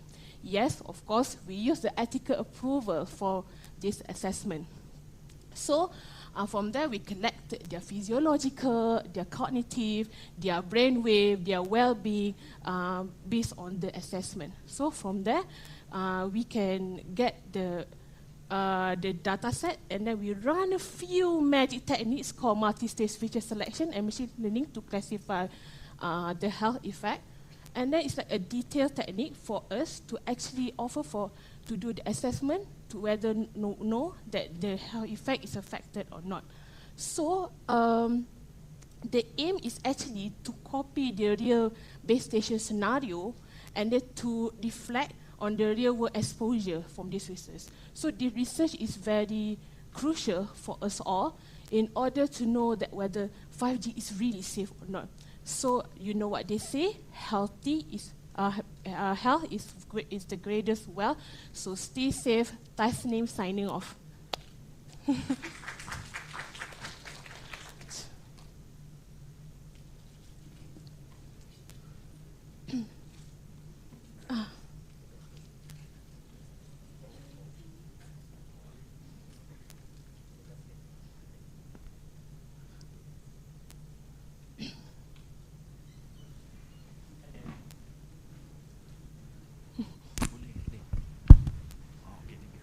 Okay, Tasneem, in your study, have you considered long-term exposure to the 5G radiation?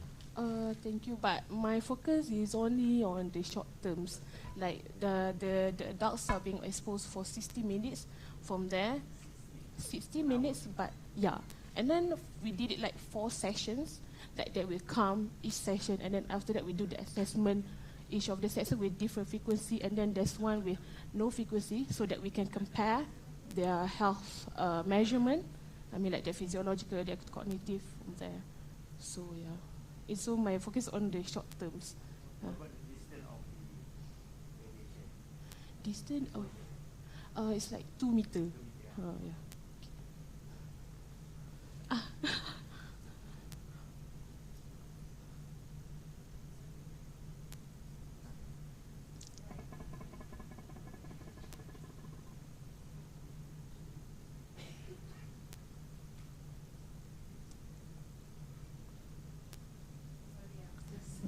Tasneem,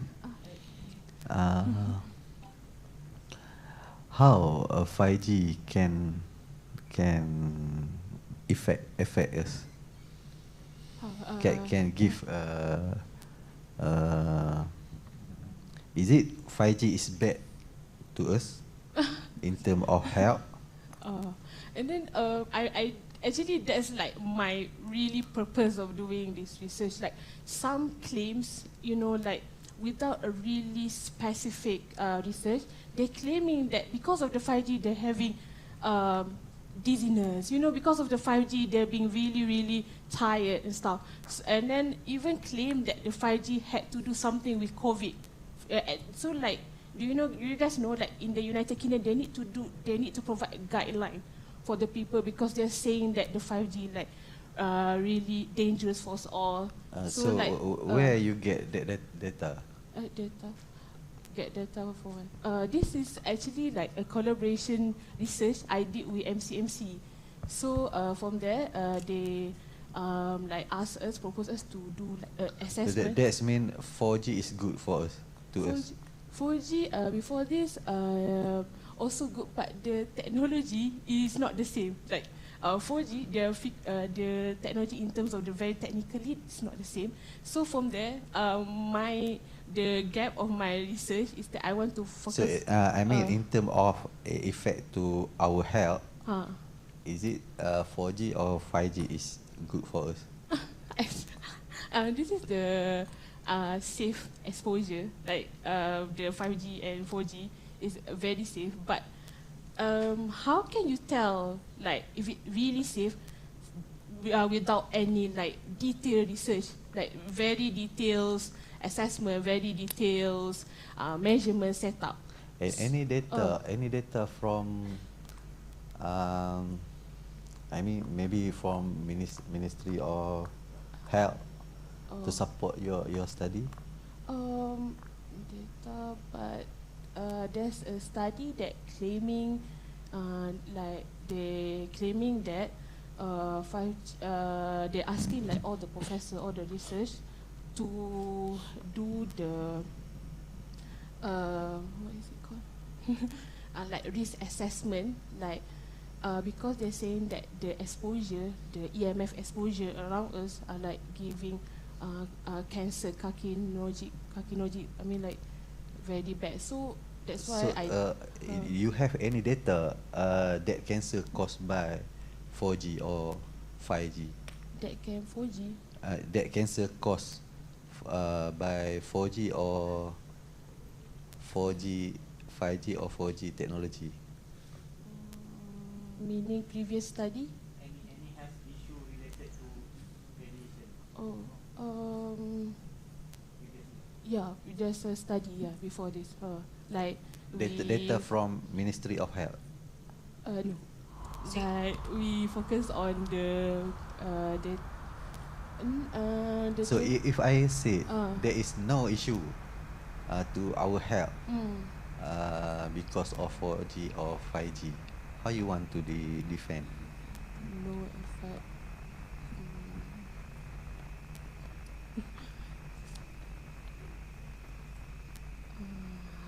How do you?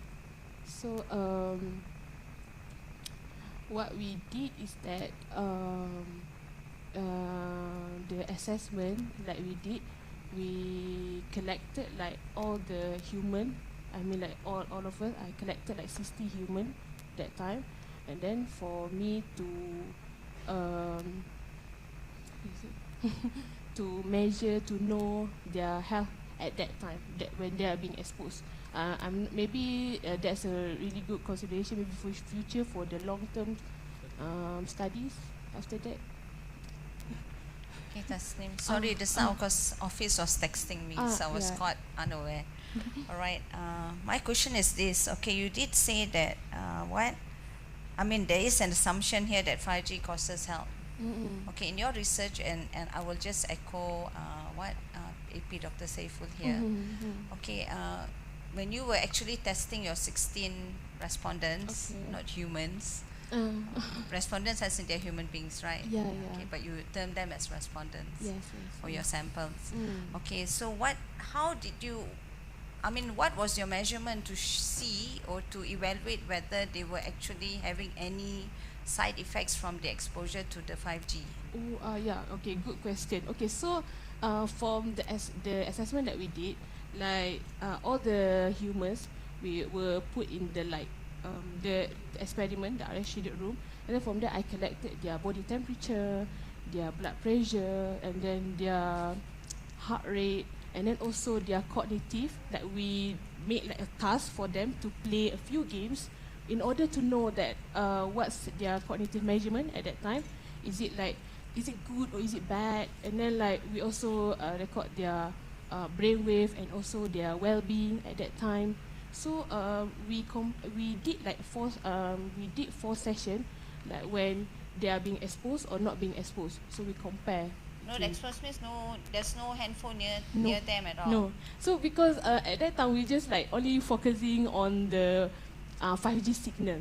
Because if we like put it like in public like this, is there will be like lots of other signal. But I want interference. So I just just want to focus on the 5G signal, like how yeah. So what did you detect? Actually, I'm curious. What kind of help? I detect on their physiological changes, like changes like maybe when they are being exposed, the temperature may be a bit high or maybe a bit low, their body temperature, or maybe their blood pressure increases, and then I also recorded their cognitive, their how their brain works, their work shift, their their work shift, and then their well-being. They will answer a few questionnaire at that time. So from there we recorded all the data, and then from there we want to detect and classify based on the assessed data. So what is your conclusion? 5G affects health? Actually, we came with a conclusion, not really done yet halfway, but the conclusion is that actually there's no effect. Like we compare like their body temperature or like maintain, a really good range of the healthy rating, and then their cognitive also we look like, is it maybe something to do with their how their brain works at that time. So from there we want to know like whether 5G making their, is it really claims that true that being 5G have a high body temperature, like very high headache that time. So we want to know their well-being, Okay, thank you. Thank you, Ms. Tasnim. Next, please welcome Mr. Muhammad Shukur bin Abdul Rahim from FKTE, Self-Tuning Fuzzy PID Controller Algorithm using evolutionary methods for active water cooling control of photovoltaic module. Please welcome.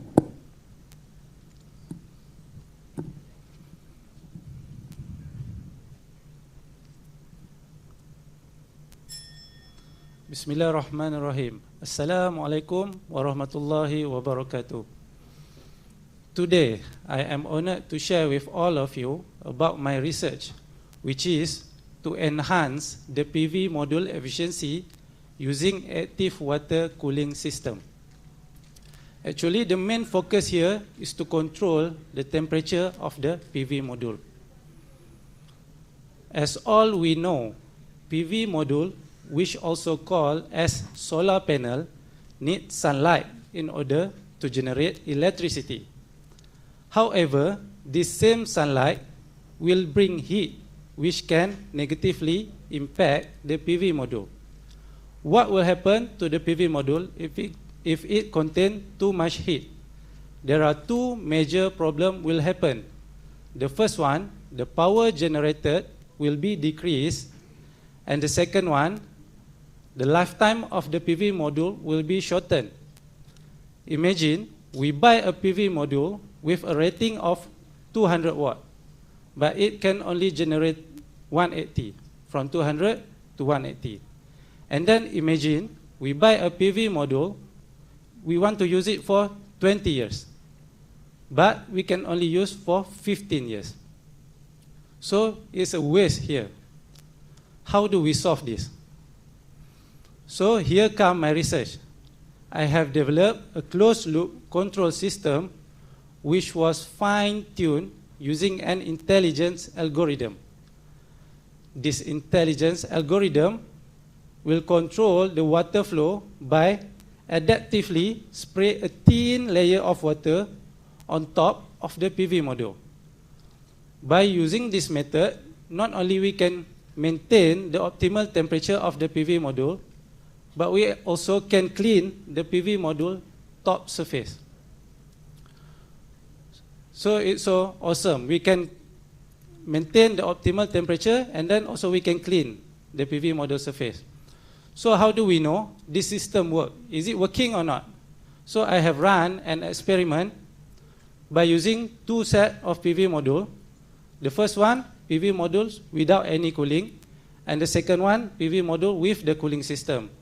Both PV are the same rating, same spec, and was measured at the same time.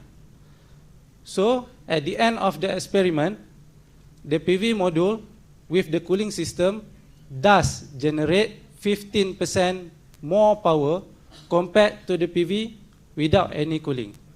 So, to conclude, this cooling system does enhance the PV module efficiency. Thank you.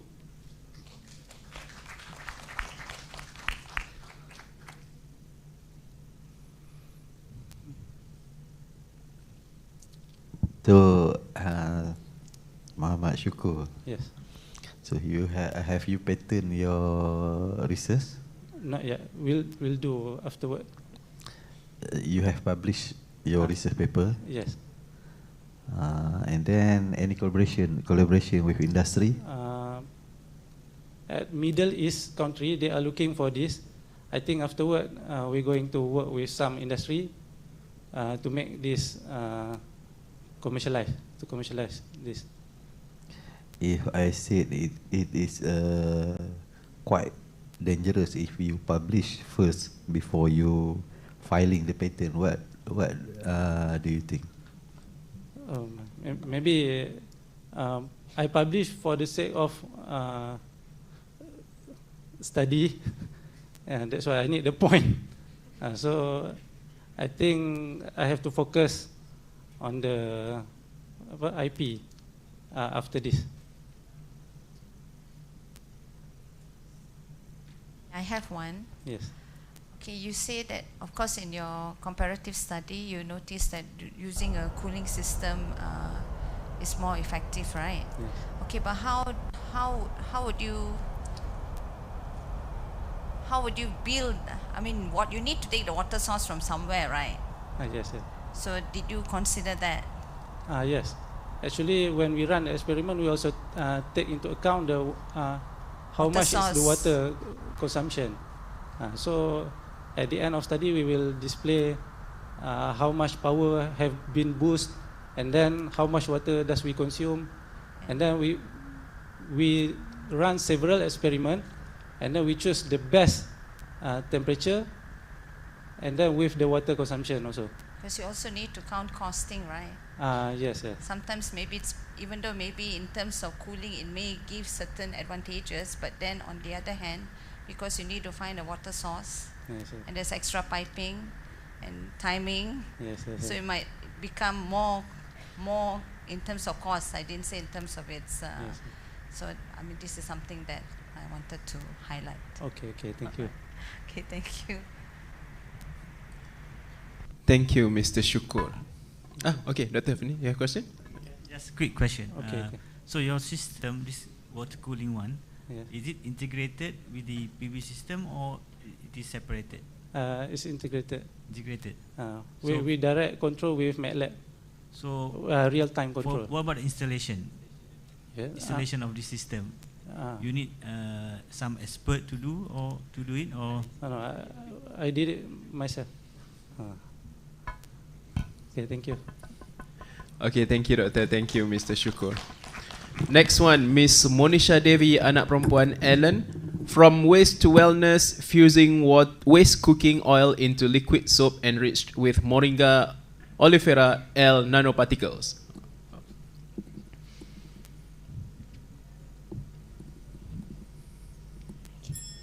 Have you wondered what happens to the waste cooking oil after we finish cooking? Most of us discard the waste cooking oil directly to the sink or to the soil without thinking a second thought. This contributes to environmental pollution.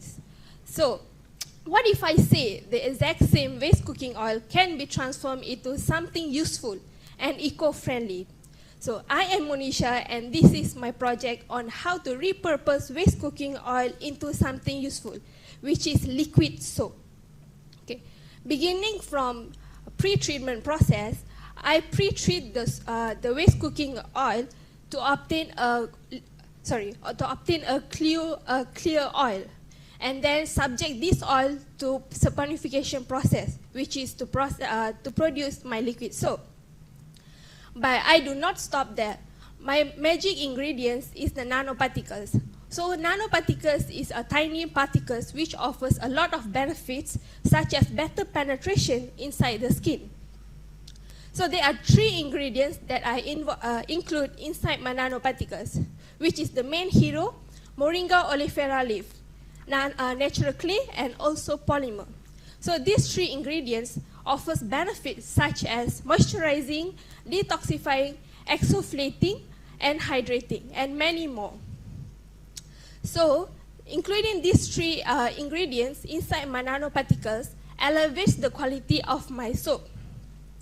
So therefore, my research aims to save the environment by transforming a household waste into a quality product. Thank you.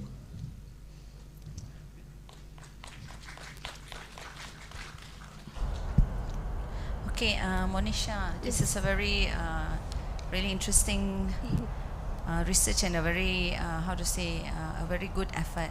Because I do cooking a lot, and I hate frying because you always have to throw away the oil after that. That's true. And I always wonder where does it go. Of course, in Malaysian system it goes into the drains and causes more pollution. But I have a question: why are you focusing on liquid and not solid soap? I actually produce 2 types of soaps, but my main is on liquid because there's a lot of projects on bar soap, but I don't come across any liquid soap that are produced from Moringa oleifera. So I was thinking, okay, why don't I take this approach to produce liquid soap instead of bar soap? So that means people have used cooking oil to produce bar soaps? But they use cooking oil, just the cooking oil itself. They do not include any other ingredients to enhance the quality, like the ones that are made at home. Okay, so what kind of cooking oil? Olive oil, palm oil, any oil? sorts are okay. And then what about, like, we use oil for so many purposes. So how do you actually process it, especially when you do deep frying, whether you're doing animal based, like you fry chicken and fish? The smell is different, and the texture becomes different in comparison if you're frying fruits and vegetables, or Yes, that's so how would you process that? Does it affect? So I start with pre-treatment process, which I use cornstarch and also ginger. So these 2 combination of ingredient takes out any sorts of impurities and also smell. So at the end, when you obtain the purified oil, you will only smell ginger. You won't smell any other things that comes from whatever cooking that you did previously. Thank you very much. Any other questions? Okay, Monisha. Yes. I'm quite interested with the Moringa oleifera. Okay. Why specifically you choose this? Okay, so Moringa oleifera, as we know, it's also called malunggay.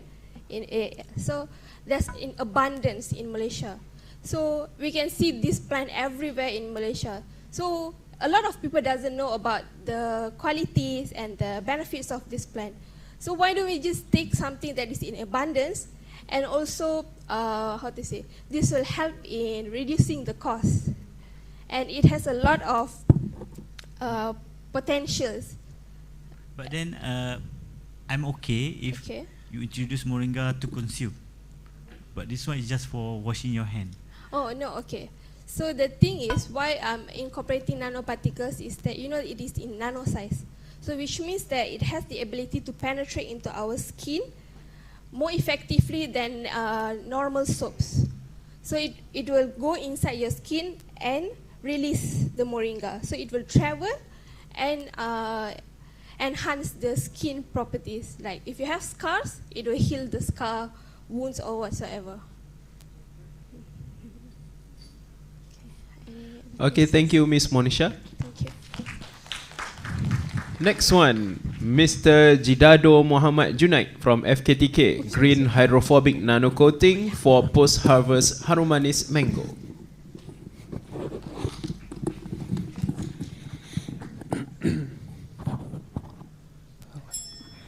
Okay, my name is Gidado MJ. I'm here to present my project, Green green hydrophobic nanocotin for harum manis post-harvest.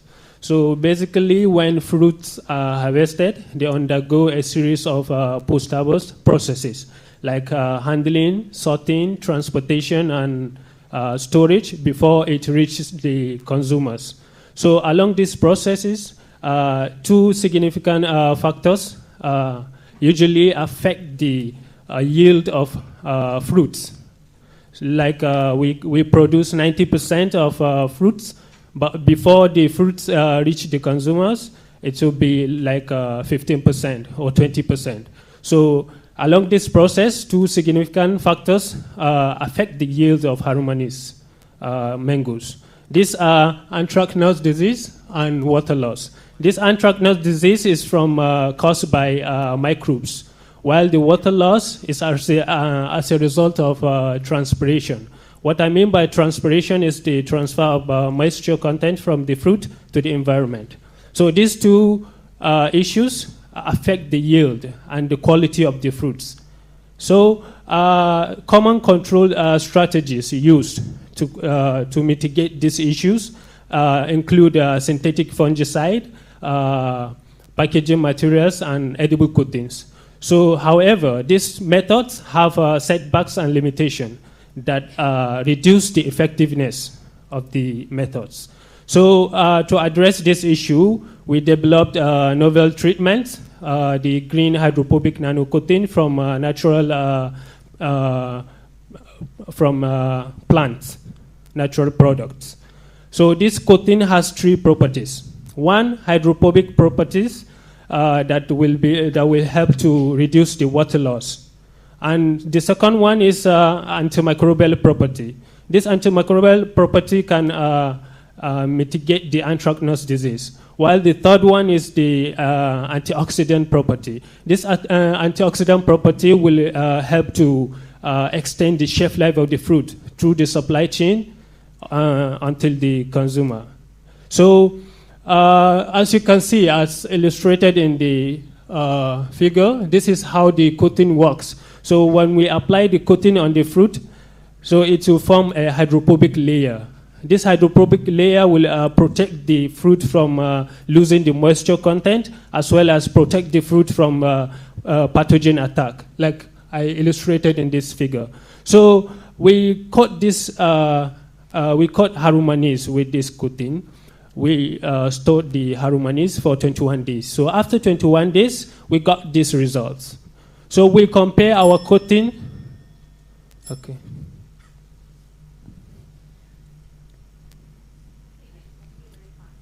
Okay, so we compare our coating with the commercial treatments. As you can see, the mangoes, the one hidden, the one I circled red, is my coating. So if you can see after day 14, you can see the difference. So my coating did not show any sign of anthracnose or water loss and maintained high quality compared to other commercial treatments. So the benefit of this novel coating, it will minimize the post-harvest losses, minimize the environmental impact of using synthetic fungicide, and also improve the food security. So, Mr. Gidado, okay, is it safe for human consumption? Yeah, it is, because the coating is from the plant products, natural plant products. Have you tested it before? I mean, like, studies to see, like, once consumed that there's no side effects? Yeah, we did sensory evaluation, so everything is well. And the coating is very soon we take the coating to the market. Because we collaborate with so many farmers, so they are interested. So after this research, now the research is completed. So after this, we can give it to them, to the market. Can we apply it to other fruits? Yeah, we did. We published like papers. Yeah, we did. We did for banana, apple, other fruits. So is it applicable to more than just harum manis? Yeah, we got good results. Okay. As you can see. All right, thank you.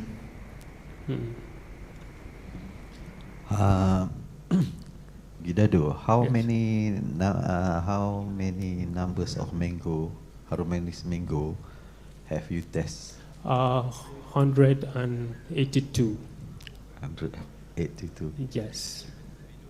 So Just for the quality.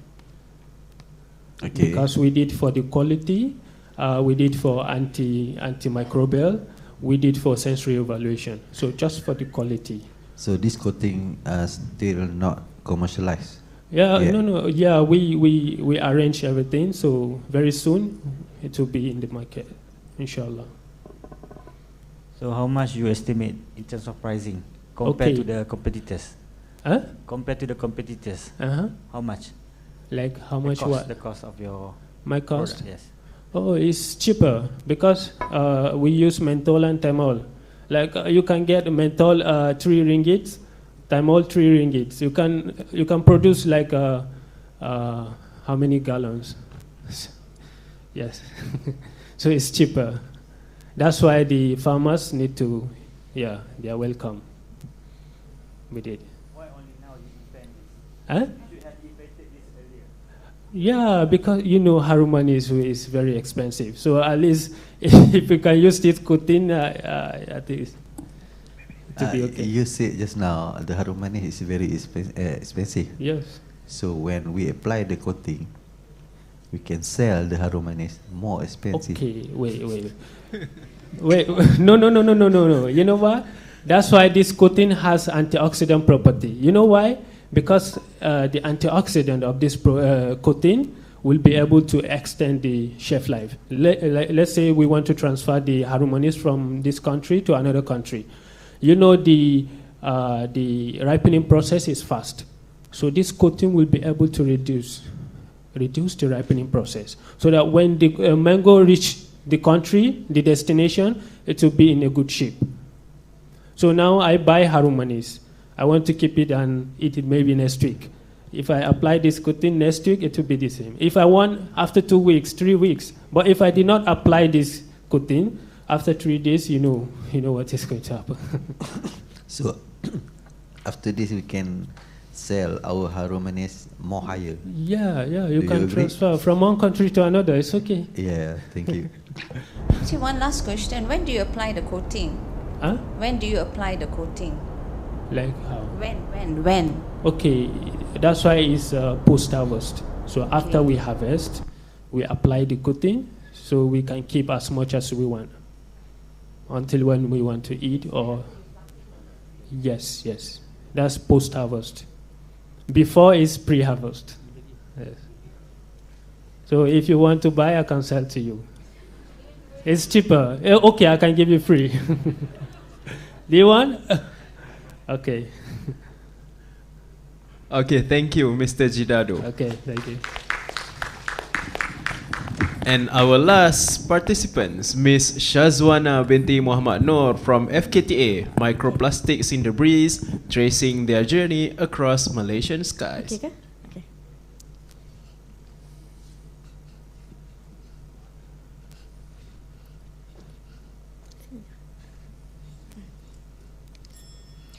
We live in a world of plastics. From the clothes we wear, the electronics we use, to the food we buy, our lives are surrounded by and depend on plastic products.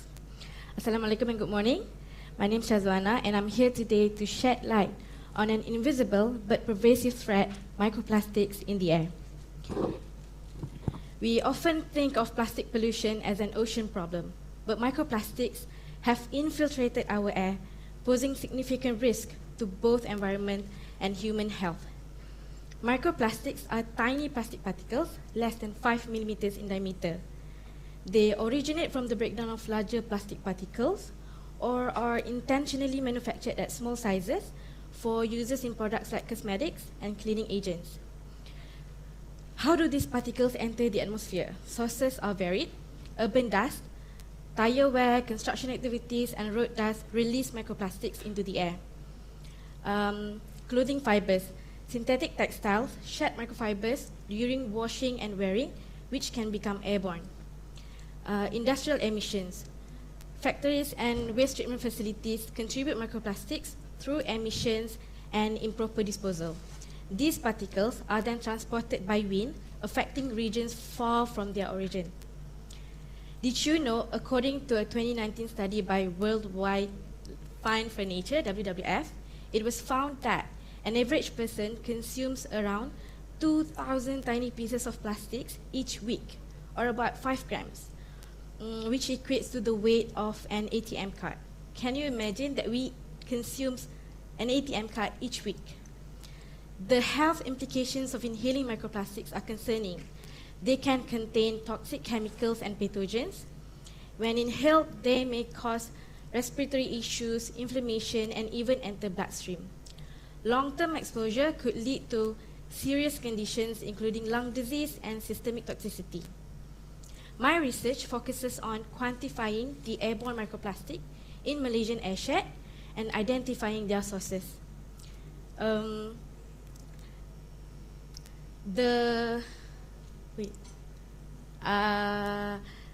We use advanced sampling technique and microscopic analysis.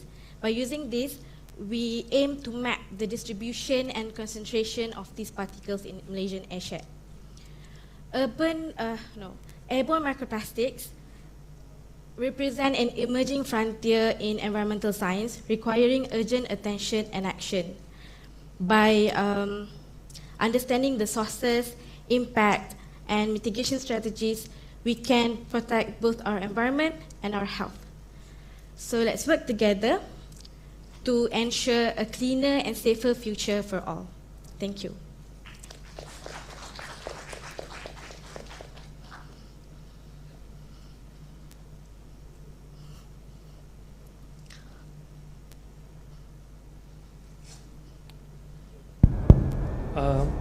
Your work is on the trying to trace the journey of the microplastics from the source to whatever, right? But you say about the solution is actually to how to mitigate the problem.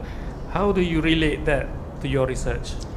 The contribution of my research is we are going to identify this source of these microplastics via source apportionment, and then we are going to do air mass backward trajectory for the microplastic to find the distribution of the microplastics. So this knowledge, these findings can be used for the mitigation strategies and health risk assessment, but that part is not done by me. It's promising so much from so little, because you see, as you mentioned just now, washing your clothes could actually potentially produce microplastics into the air.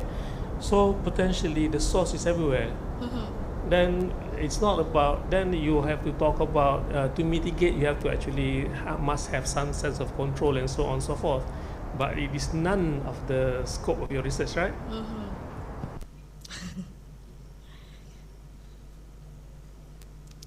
It is outside of my research. It's like future work. Because it gives you, the way you present over, you are giving hope. But actually, the hope is not there yet.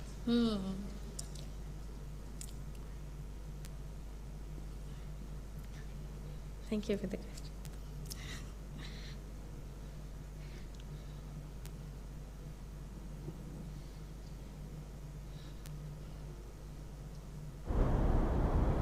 Okay, actually, what was the main purpose for you in actually wanting to identify the source and how it gets into the air?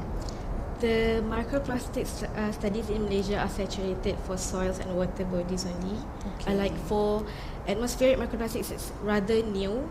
So the research is limited, and the sources, the sizes, and the health implications of airborne microplastics and microplastics in soils and water bodies is different. So that's what motivates me to study more on the airborne microplastics. Okay, but then did I answer your question? No, yes, you did. You did. I mean, you gave the reason why. And then, how? If say you found problems, how were you going to solve it? Like, you know that it comes from so many sources, and most of the sources it comes from is what we do on a daily basis, unless you change the type of soap or You know, like what are the mitigation strategies? Yeah. So as I mentioned, that was not scope of my study. I think maybe something that you must actually Mm-hmm. mention in your research because Yeah, it's for Yeah. future recommendations. Thank you. You see, okay, let me phrase the question in a different way.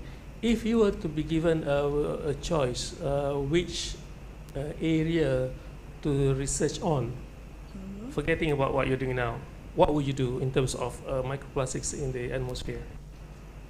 Oh. Let me think for a while. I want, maybe I would study on the mitigation strategies and what can we do, because the microplastics sources from airborne microplastics are what we, like you mentioned, those coming from our daily activities. So maybe I will try to focus on searching for what are the things that we can do, or what are the materials that we can develop to reduce this microplastic shed to the airborne.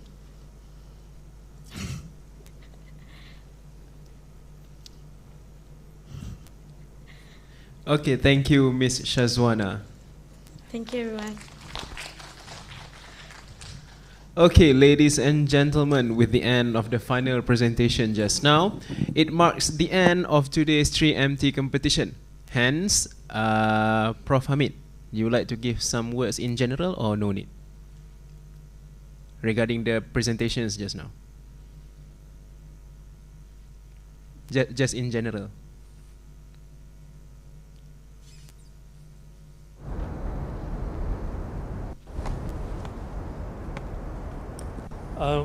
Before that, I would like to apologize. I have to go to be a panel in one of the evaluations of the grants. In terms of the ones that I've seen before, I've seen improvements from the previous years, the way you present your work. But it is a good idea when I was talking to you before to actually understand the scope and the contribution of your work, and try not to overpromise. And you have to understand the audience is not in your area, even if the area they're in research. So understanding the core problem and the contribution of your work is very, very important actually. Okay, but apart from that, I think it's better than previous years. Congratulations. Okay, thank you very much, Prof, for the comments. Okay, ladies and gentlemen, participants, okay, now is the time for the judges to award you with marks, okay? So please be patient while they discuss among them and thinking how many marks to give it to you, okay? And meanwhile, let us watch a video of Tahun Melawat Perlis.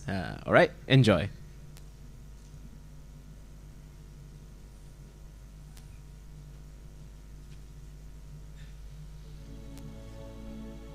This is Perlis, a place that is bonded together by its people and heritage,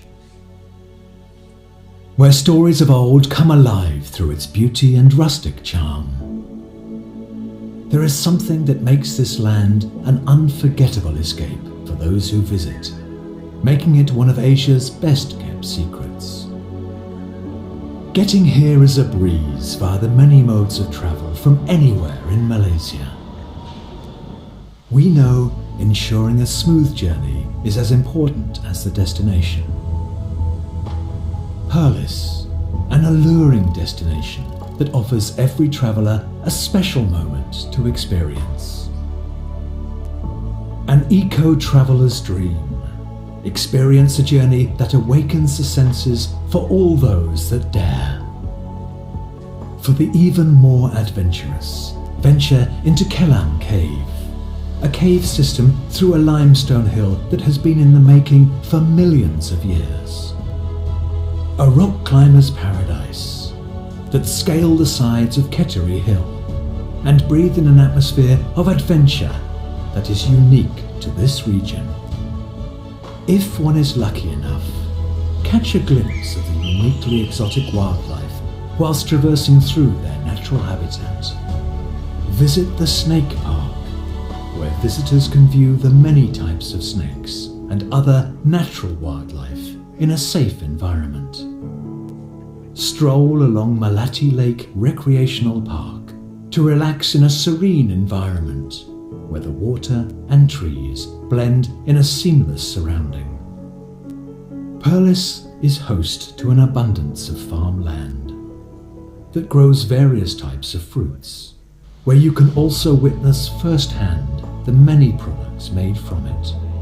Why not visit one of our many plantations, where the fruits and produce is as fresh as it can be? The Perlis Herbal Forest is a botanist's dream, where one can view the many different types of herbs that can be found in Perlis. Offering a host of accommodation in many forms, try staying in a homestay for a truly local experience.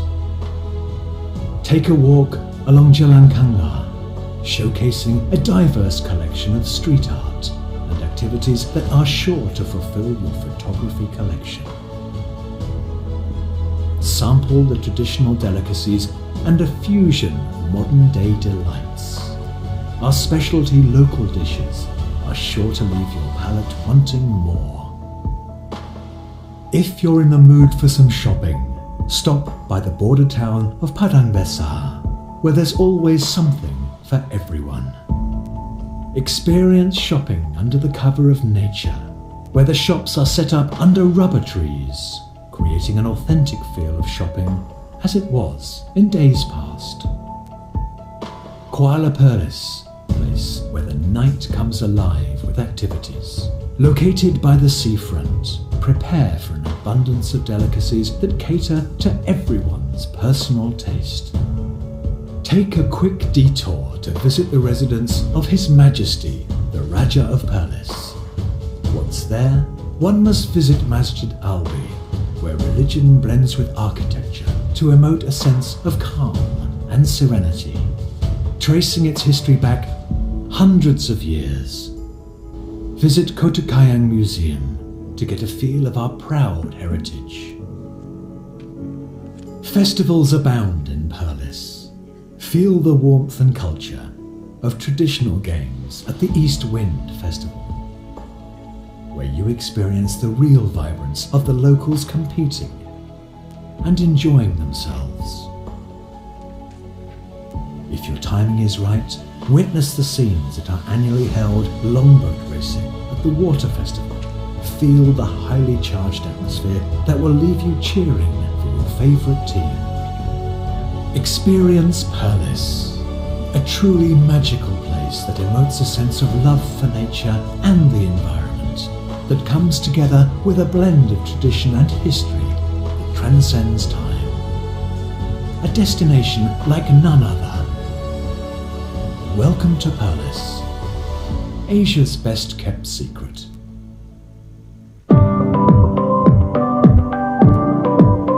Andai diberikan emas permata, emak manis ala amboi amboi. Aku nyawa terada. Hai, saya Hadi Rosdi. Saya Siti Nurhaliza. Iris Rosdi. Saya Sarah Swangi. Kami. Jom pakai main ke Perlis. Saya nak ajak pakai abang main. Perlis. Sebenarnya tahun melawat Perlis. Pada tahun 2024 ada ada tempat tablah di Perlis. Tak main oh.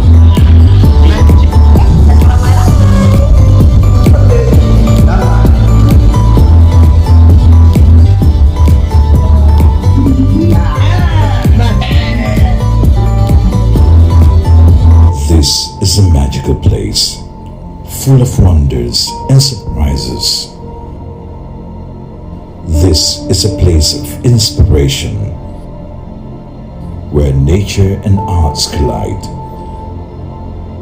This is a place of serenity, calm, peaceful, and untroubled. This is peerless.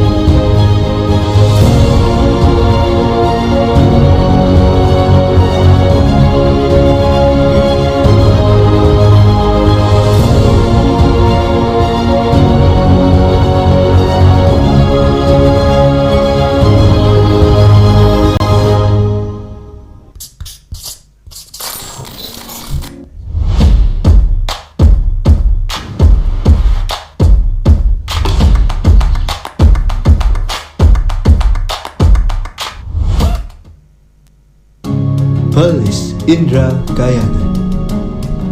Semuanya boleh dirasai dan dinikmati di sini. Pastinya pengalaman yang baru dan segar dibawa pulang bersama. Pemandangan landscape yang mempesona oleh penciptanya. Rumah inap yang menarik serta berdekatan dengan alam semula jadi. Hidangan variasi makanan yang menyelerakan. Kemajuan industri pertanian yang anda boleh alami sendiri. Budaya yang unik serta adat warisan yang dijaga dengan sempurna zaman berzaman. Ayo bersama terokai Perlis.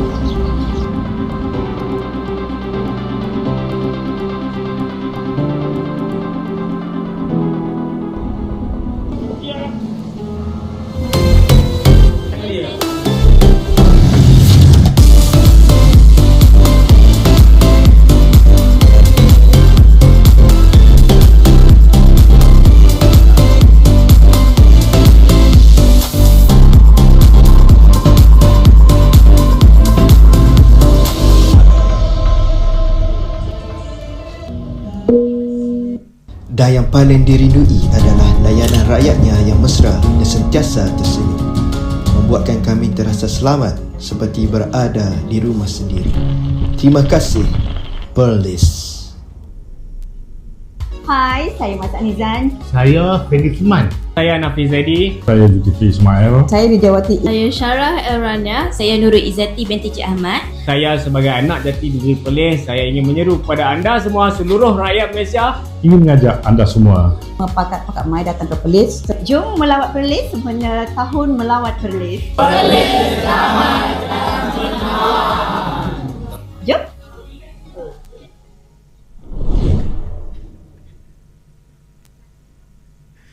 Okay, ladies and gentlemen, with that we have come to the pinnacle of today's event, the announcement of the winners. Therefore, I currently invite Yang Berusaha Associate Professor Teknologis Dr. Rozianti Rahman, accompanied by Yang Berusaha Dr. Afendi Rojan, Deputy Director of CGS, to hand over the certificates first to all the participants. Please welcome.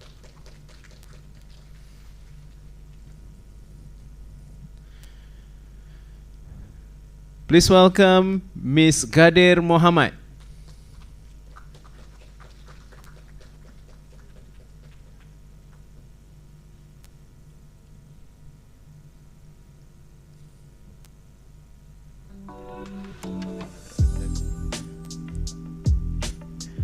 Next, Mr. Faharul bin Zubir.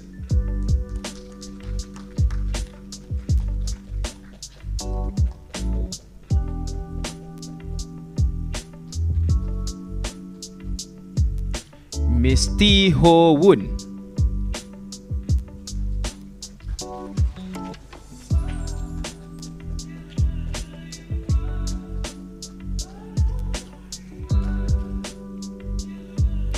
Miss Ong Shi Win.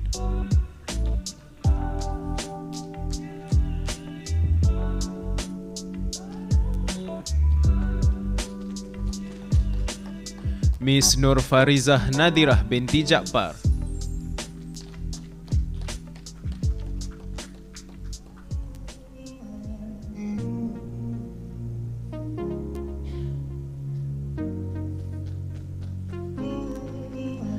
Miss Fatin Shakirah binti Halim.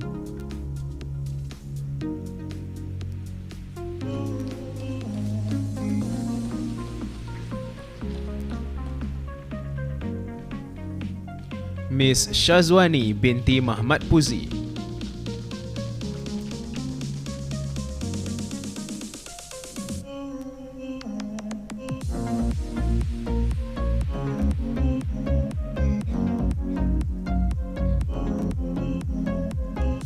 Miss Azlini binti Cik Hassan.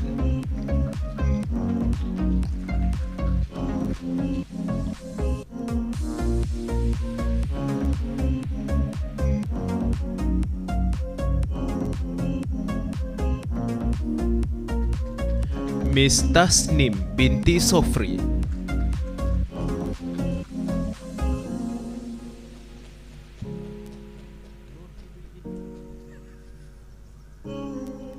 Mr. Muhammad Syukur bin Abdul Rahim.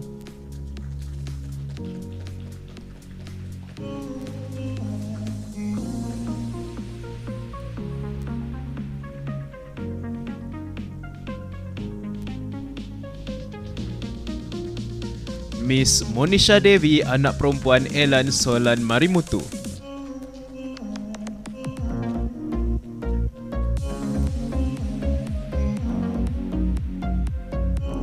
Mr. Jidado Muhammad Junai.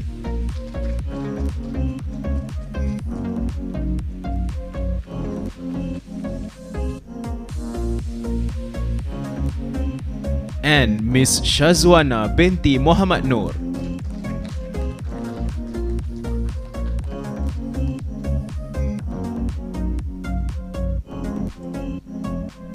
Okay, thank you, Dr. Effendi.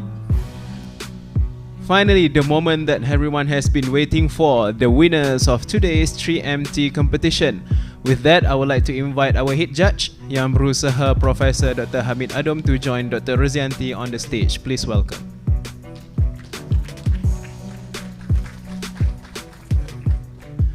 Okay, there will be two categories. The first one is the social science category. Second place, runner-up, Miss Azlini binti Cik Hassan.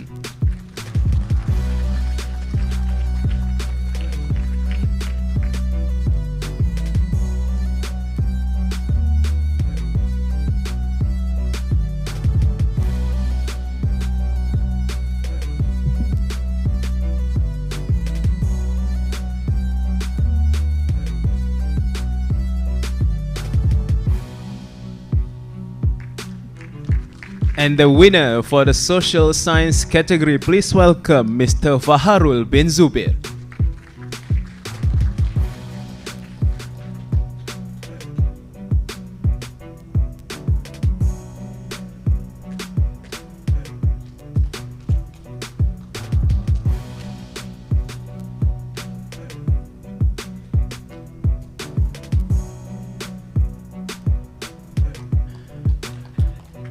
Okay, the next category is Science, Engineering and Technology category.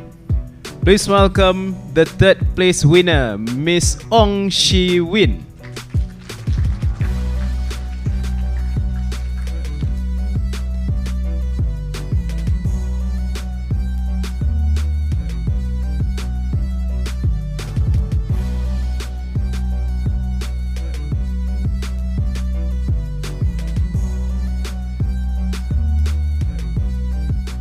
Runner-up, Miss Monisha Devi, anak perempuan Ellen Solan Marimutu.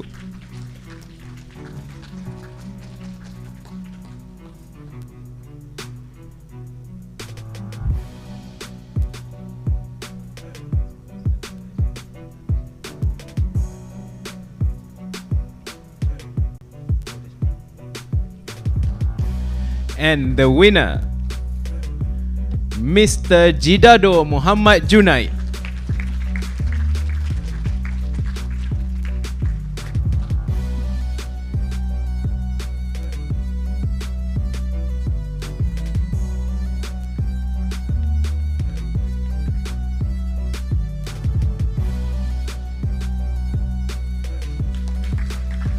And as the token of appreciation to our judges, please welcome Dr. Sharmini Abdullah.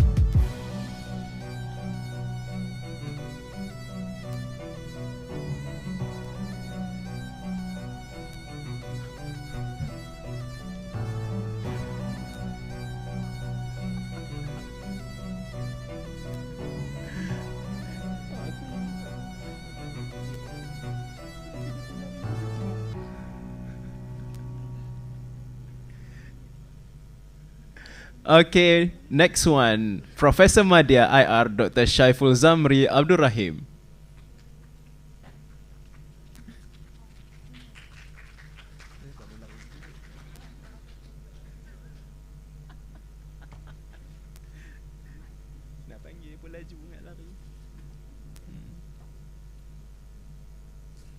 And last but not least, our head judge, Professor Dr. Abdul Hamid Adom.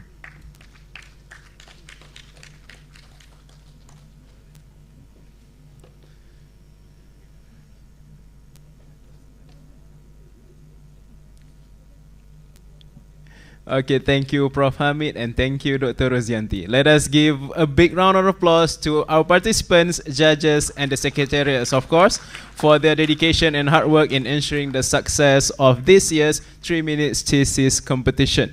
We hope that their participations will increase in the upcoming years, inshallah, and we will be able to listen again to more exceptional and excellent ideas and also presentations. Okay, to all winners, a reminder, please collect your cash award. After the ceremony from the secretariat, please look for Madam Istihara. Okay, only 30 minutes. After that, I will take a roll. All right, ladies and gentlemen, please rise for the Semangat Unimap song.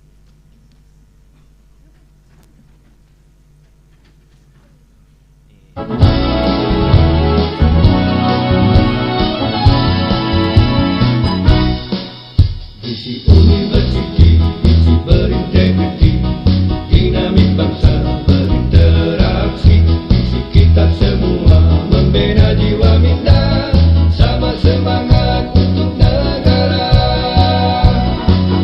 Visi universiti, visi berintegriti, dinamik bangsa berinteraksi, visi kita semua membina jiwa minda, sama semangat untuk negara.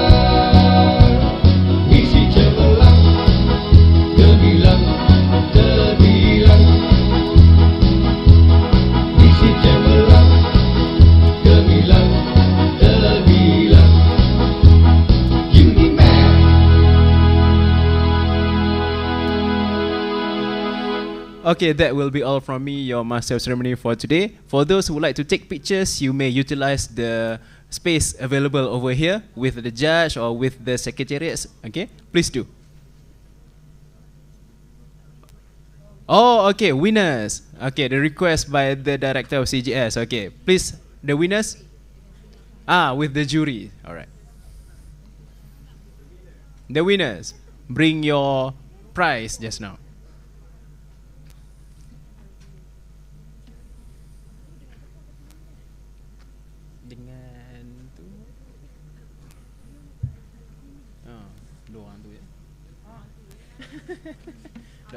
Dok tu kata.